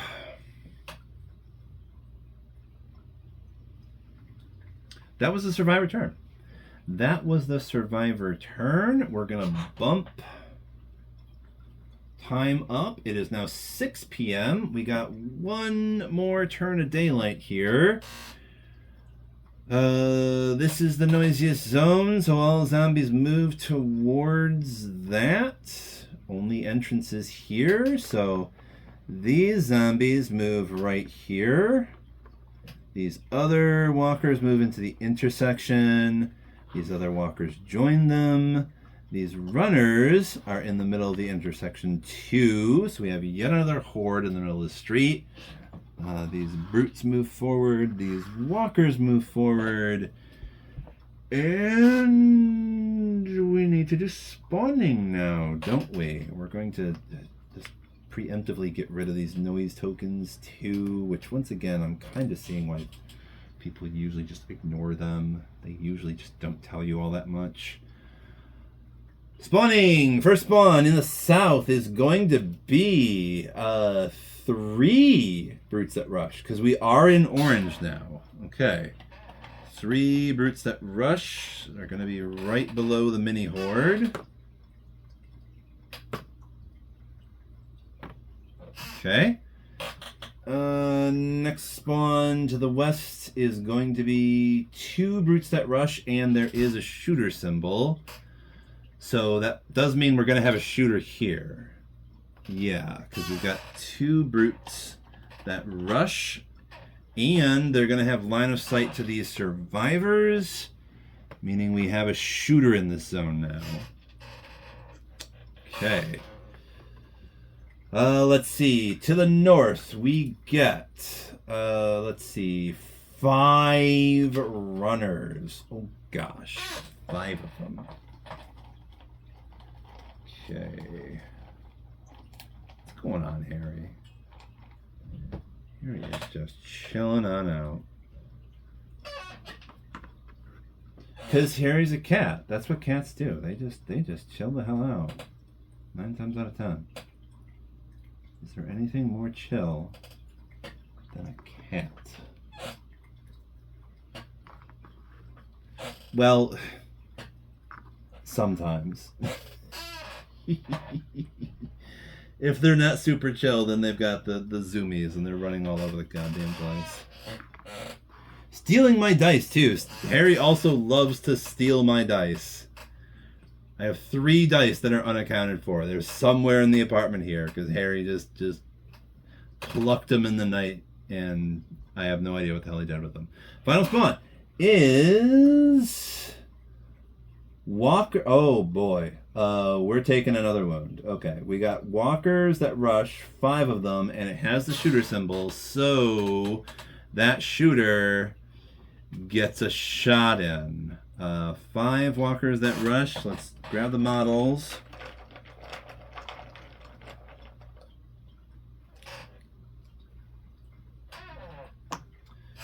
Marion is just gonna be, she is really busy.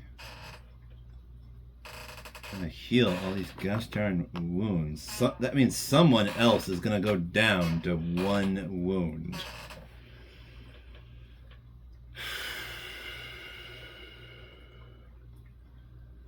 Kind of thinking that might be one of our shooty boys.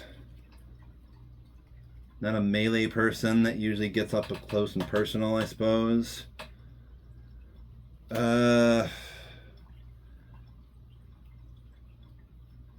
Carl takes one.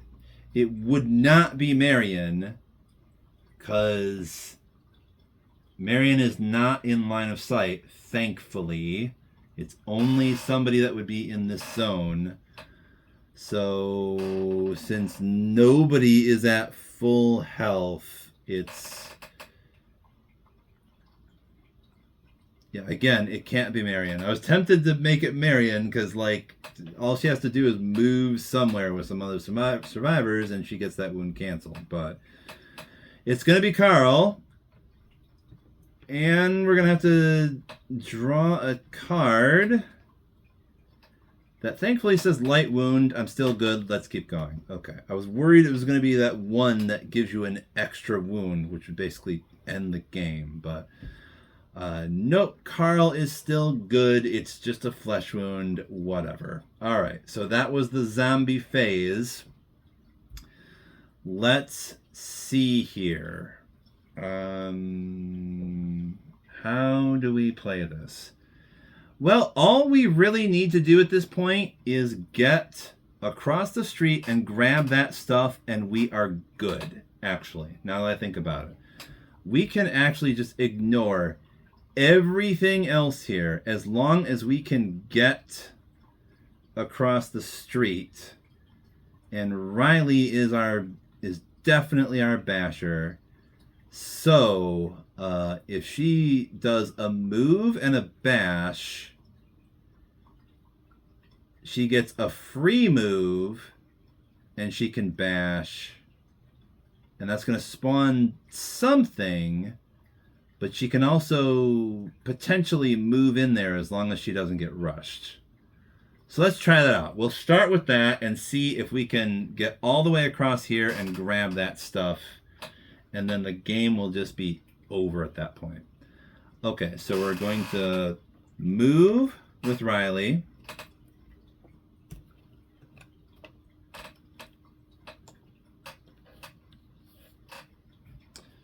Move, bash.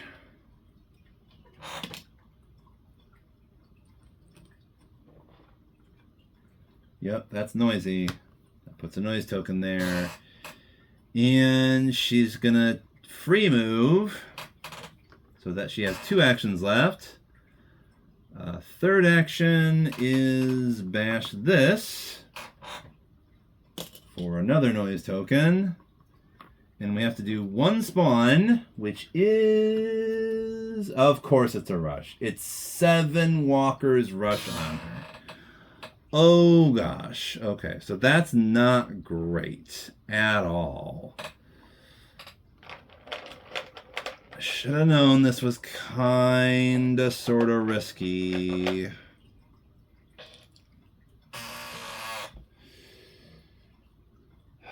Seven walkers, all up in Marion's zone.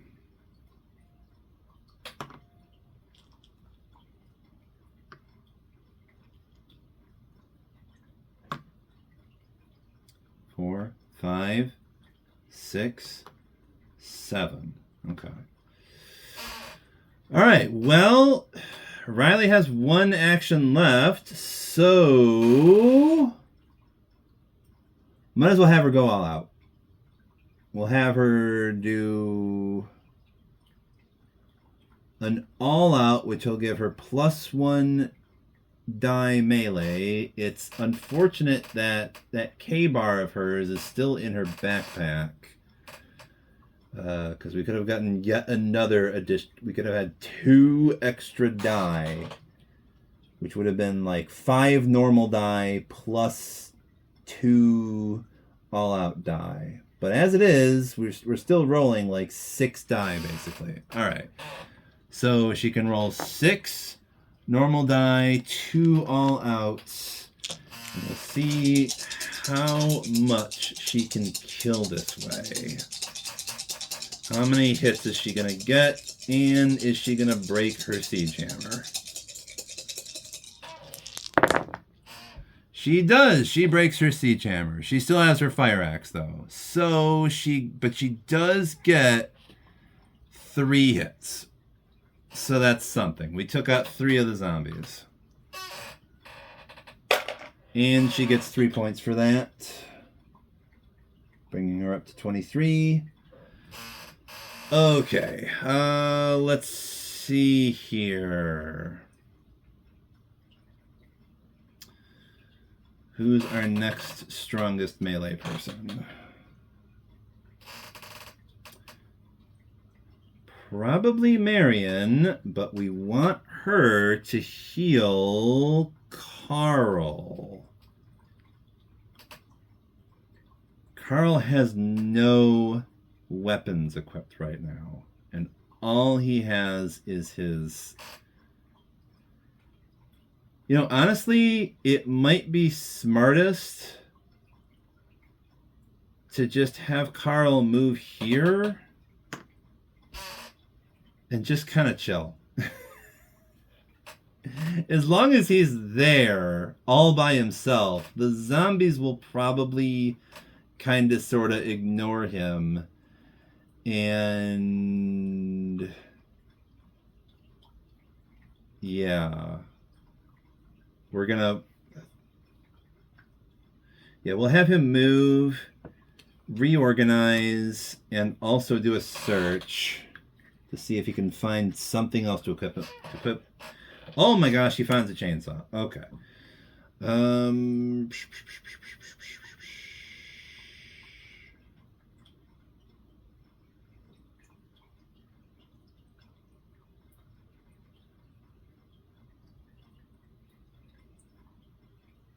He could also totally trade that with Marion. He really could. That might be a good idea. It might be a good idea to do that. Because he did, let's see, move, reorganize, search. He does have 4 actions. So we could just say the 4th is a trade with Marion. And he would get a sniper rifle, gives her a chainsaw, and he'll take that machete from her too, just in case, I guess. All right, and that's what happened. Cool. So that was Carl. We did Riley. We did Carl. We don't need to... I guess we don't need to worry about healing Carl. If he's just kind of hiding out in this corner here, that means we could just charge in with Marion and she could heal Riley in the process. Yeah, she could field medic in, also heal Riley, and then have 3 actions left to try and kill these zombies and maybe try to get inside that building and be primed to take that stuff next turn. Everyone else can probably just move in this zone with Riley to help her absorb whatever spawns in the original zone here. Might be the play.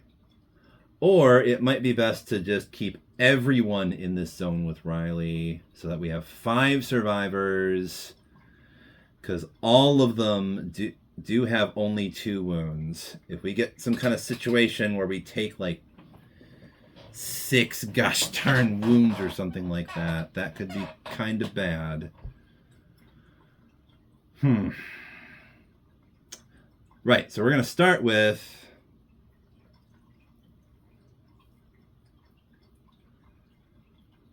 Marion can do field medic, meaning Riley gets healed. And then she's going to do some chopping with her chainsaw. That makes some more noise. She gets to roll 5 die. No real reason to have her go all out, I don't think. There's only 4 of them. Hits on a 5 or more. Although instead of the chainsaw, we could do the nail bat. That would be far more accurate. And there's only a couple of them, right?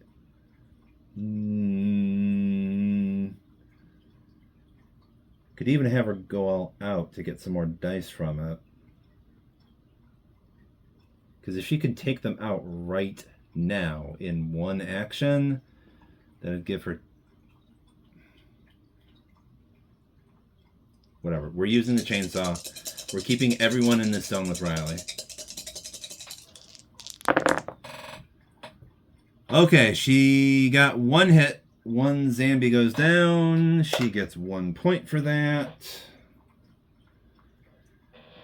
Melee 2. Field medic, 1 melee, melee 2.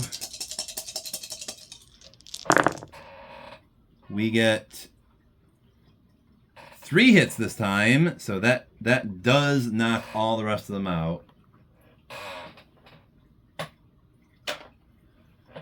That gives her, let's see, brings her up to 27.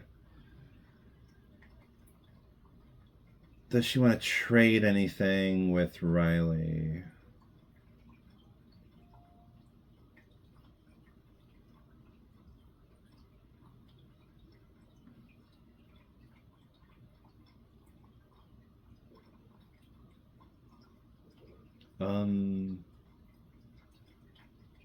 Yeah, actually.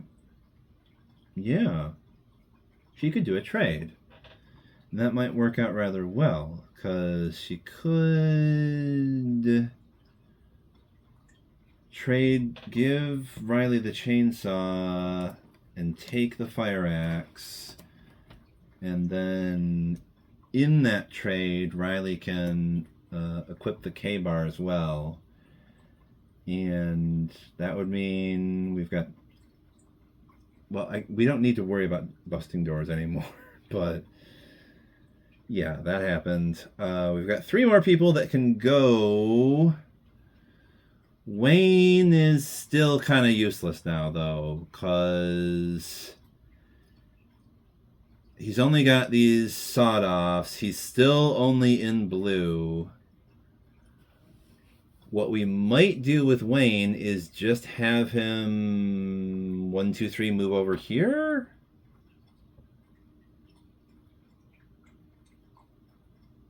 Or he could search and then just move twice and be here.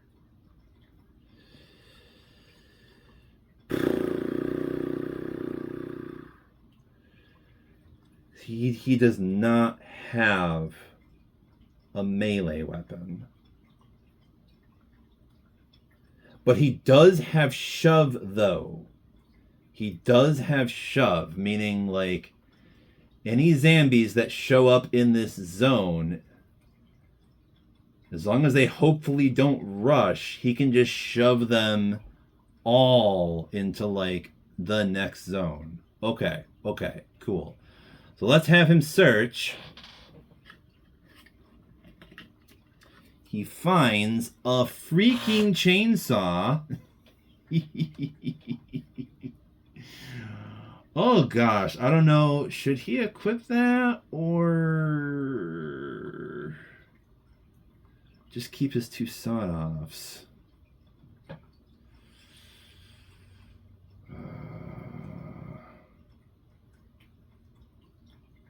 I think he'll probably keep his 2 sawed-offs. And we'll have him move down here to be ready to do some shoving. The shoving would help, I think, a lot. Let's just really hope we don't get rushed here. All right, so that's Wayne. And we now only have Michelle and Javier. So Javier could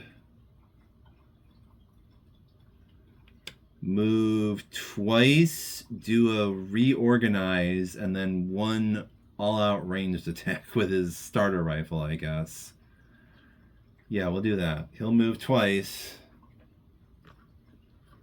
rearrange, put that starter rifle in his hand, and then do 1 all-out ranged attack with the starter rifle, meaning he really only has 2 dice, but maybe he can pop some of these brutes in front of us.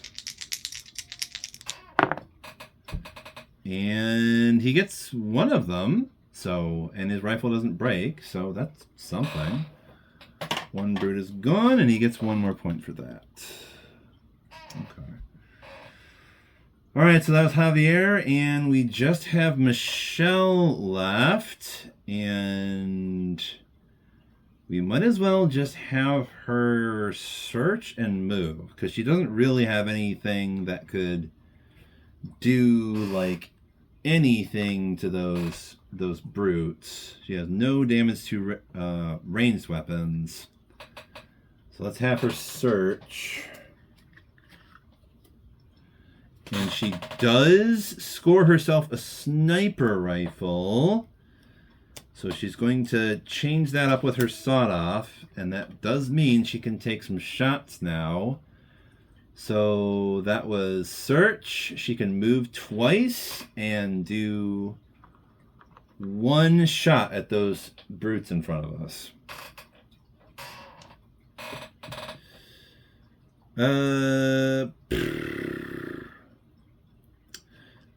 And screw it. Why the hell not? I'll have her go all out. I'll have her go all out. It might break her sniper rifle, but who cares? The game is almost over. She can kill them both. That'd be nice. And she gets 1 hit, but it also breaks. So the sniper rifle is gone. 1 brute is dead, and she gets 1 point for that. Meaning she's almost an orange, but not quite. Damn it. Well, it's worth a shot, I guess. Okay, so that's the survivor turn, and oh gosh, this is definitely the noisiest zone. And let's see, 1, 2, 3, 1, 2. Yeah, it's the same distance for this group either way. So we're going to say they move back this way down the street rather than through here, which would put Carl in danger. So moving, this brute moves into our zone. These runners, all three of them also make it into our zone because here's all the noise and they even have line of sight. So they are in our zone as well. These walkers move down behind them and everything else merges into one giant horde with the shooter in the middle of this intersection. Oh gosh, which means we might start taking some wounds during the spawn phase here. Oh, we're so close, but it's very possible like the game is about to just end here in a loss. We will see. I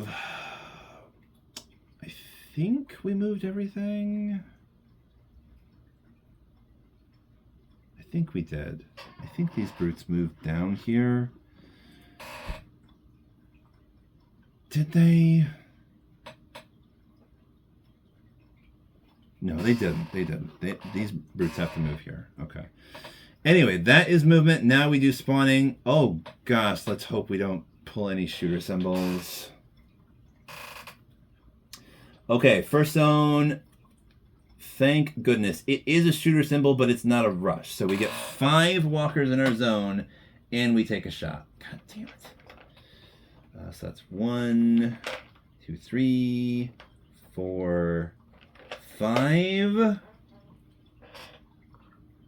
5 walkers in our zone, along with the runners and the brute. And we do take a hit. And I'm pretty sure, yeah, Riley is at full health, so I guess she takes the wound from that. We draw a card for that as well.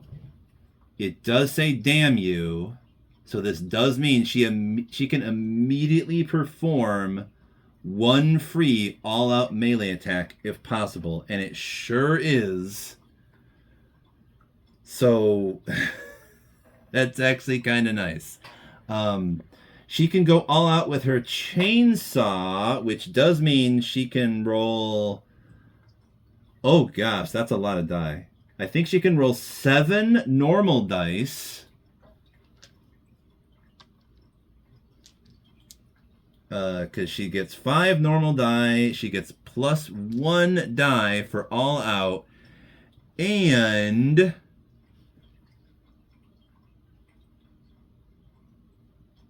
she gets plus 1 for the K-bar as well. And she gets 3 all-out dice. Okay. All right, Riley. Only hits on a 5 or more, and Chainsaw is very likely going to break here, but hopefully she gets a whole lot of kills.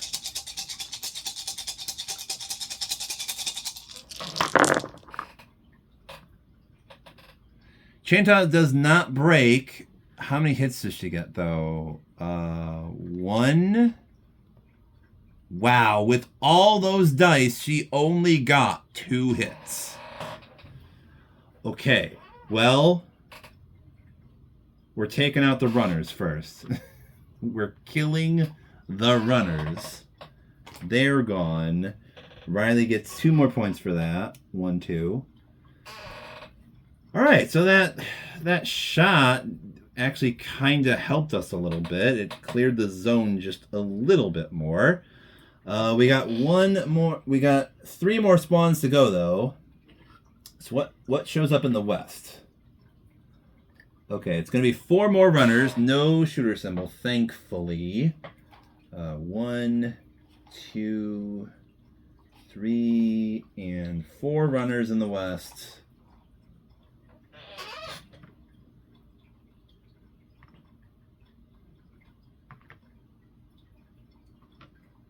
Okay, next spawn is An abomination up there. Okay, I'll take that. We're probably never going to see this guy. So, just for funsies, though, we're spawning him, and we're going to see which one it is. It is the Toxic Abomination. That's right. We have no toxic zombies, but we're going to get a Toxic Abomination.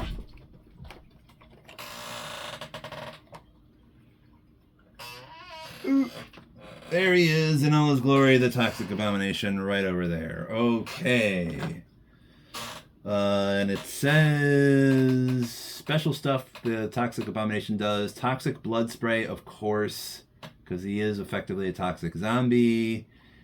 And in the end of the zombie phase, all standard zombies in its zone turn into toxic zombies, meaning he has the potential to convert normals into toxics, I guess. So, all right, there's that one more spawn.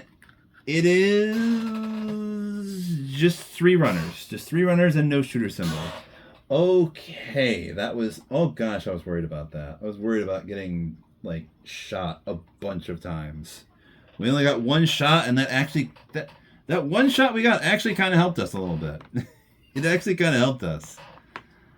All right, so let's see here. Now that everything... Actually, we are now in nighttime. So... And that's not terrible, because sure, it's night, and shooting sucks. But... it kind of doesn't matter, because we just need to do this melee and get in there and grab those things, and we're done. So we burned through all our daylight. It is now nighttime. Carl is just hiding in a closet somewhere. We got to take out the rest of these zombies. Okay. So let's see here.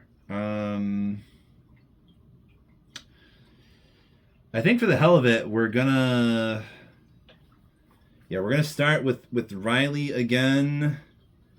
I don't think we're gonna have her go all out, but she is gonna get to roll 6 die normally, thanks to the K bar.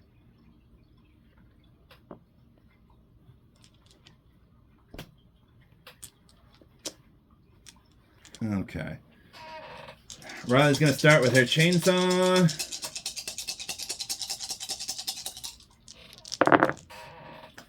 She gets... Wow. Oh my gosh. Where was this last time? She got 4 hits. 2 5s and 2 6s. Cool. Alright, so I guess we take out the Brute.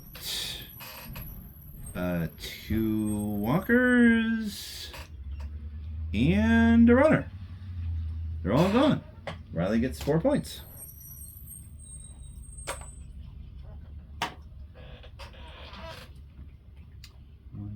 2, 3, 4. All right, she has 3 actions left. So let's have her roll again with that chainsaw. See if she can finish off these walkers. There's only 3 of them. She does get, and she does miraculously get exactly 3 hits. A 5 and 2 6s. So that's 3 more points for Riley. 1, 2, 3. I'm not even going to bother with the noise tokens right now. I'm sorry. I'm just not even going to bother. She gets 3 of them. They're gone. She got 3 AP points for that. She has 2 actions left, and she also has a free move. So she can do free move, then a move, and she might as well just take the objective. It doesn't matter. As long as she takes that, she'll get 5 points. So that's 5 plus 2 is 7. That brings her to 37. She is pretty close to red. We got at least 1 survivor, like, close to red in this one. Okay. And then we might as well just have Marion do a field medic. She can be up here, and she'll heal Riley. Put Riley back to full health yet again. And then she's going to take the epic, and that's basically going to win us the game. For funsies, we're just going to see what it is. What did she find? It's possible she gets a zombie in her face. I don't know. We'll have to see. She gets an army sniper rifle. Okay. Cool. So that is game. We picked up all the things, and we got a Molly, and those are the only objectives. Oh gosh, it got a little crazy here, but we did win this one. Oh boy, we sure were, thanks to those shooters, we sure were taking some wounds here and there. That is for sure. But we got to see the wound cards because of that, and the wound cards are nice because they make the game more interesting, and apparently they help you sometimes. Sometimes you get free attacks or bonus AP or something like that. That's kind of cool. So, okay, yeah, the game is over. If, as usual, if anyone is still listening, whoever you are, if you're still here, if you're still listening, I just want to say thanks. Thank you for giving me your time and your attention. We all seem to be getting less of that every single day now, time and attention. So if you gave that to me, I do appreciate that. Me and my tiny little channel. So thank you kindly for that. I guess I also just want to real quick talk a little bit about the channel here. I know I was right in the middle of like that Zombicide story thing that I was doing, and I haven't given up on that. Obviously, we're still gonna do that. I just kind of thought that like that should be its own thing, and it's also going to take, I think, at least a little more time to do those episodes, because instead of just playing the game, I kind of need to play the game, but also, write a story.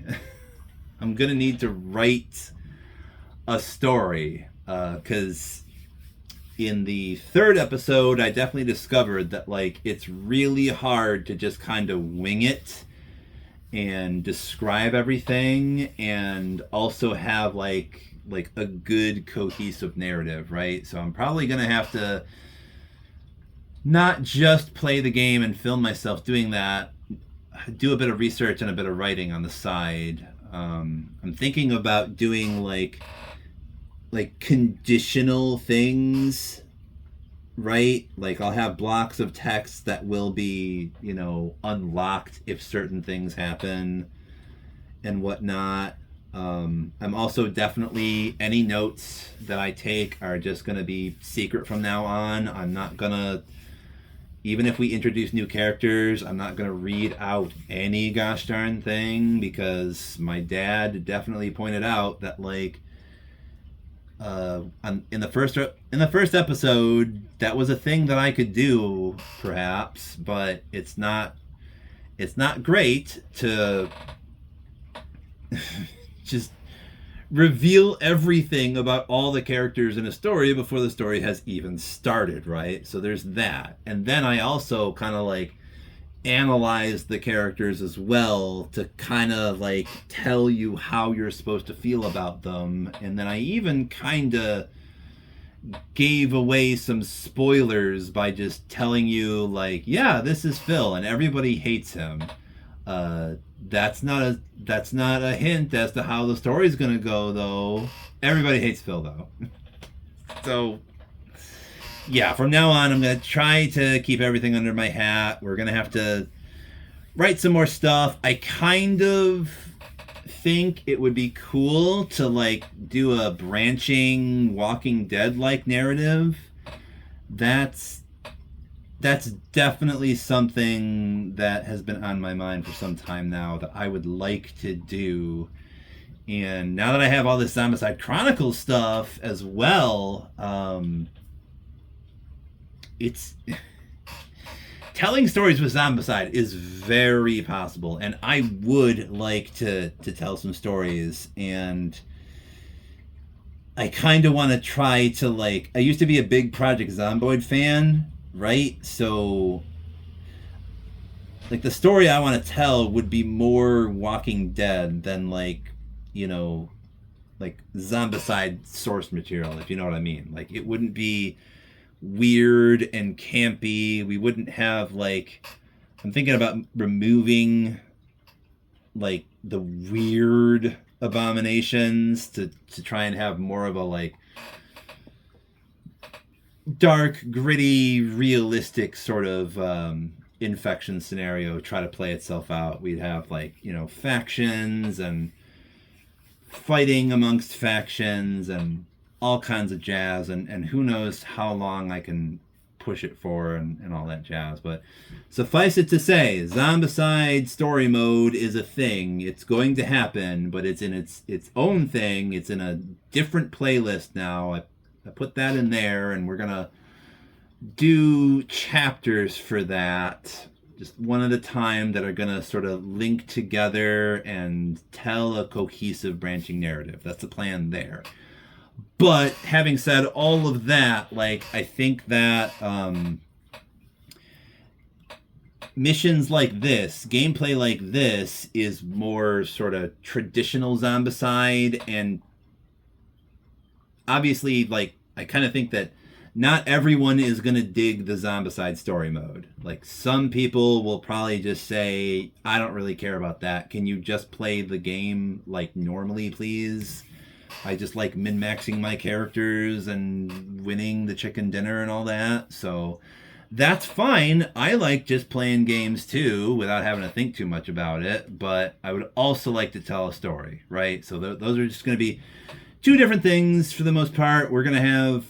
We're still going to keep working on that second edition core missions playlist. Just work our way down the line and eventually get to other stuff. I have so many missions I can play through. So many. So we're just going to keep working on that.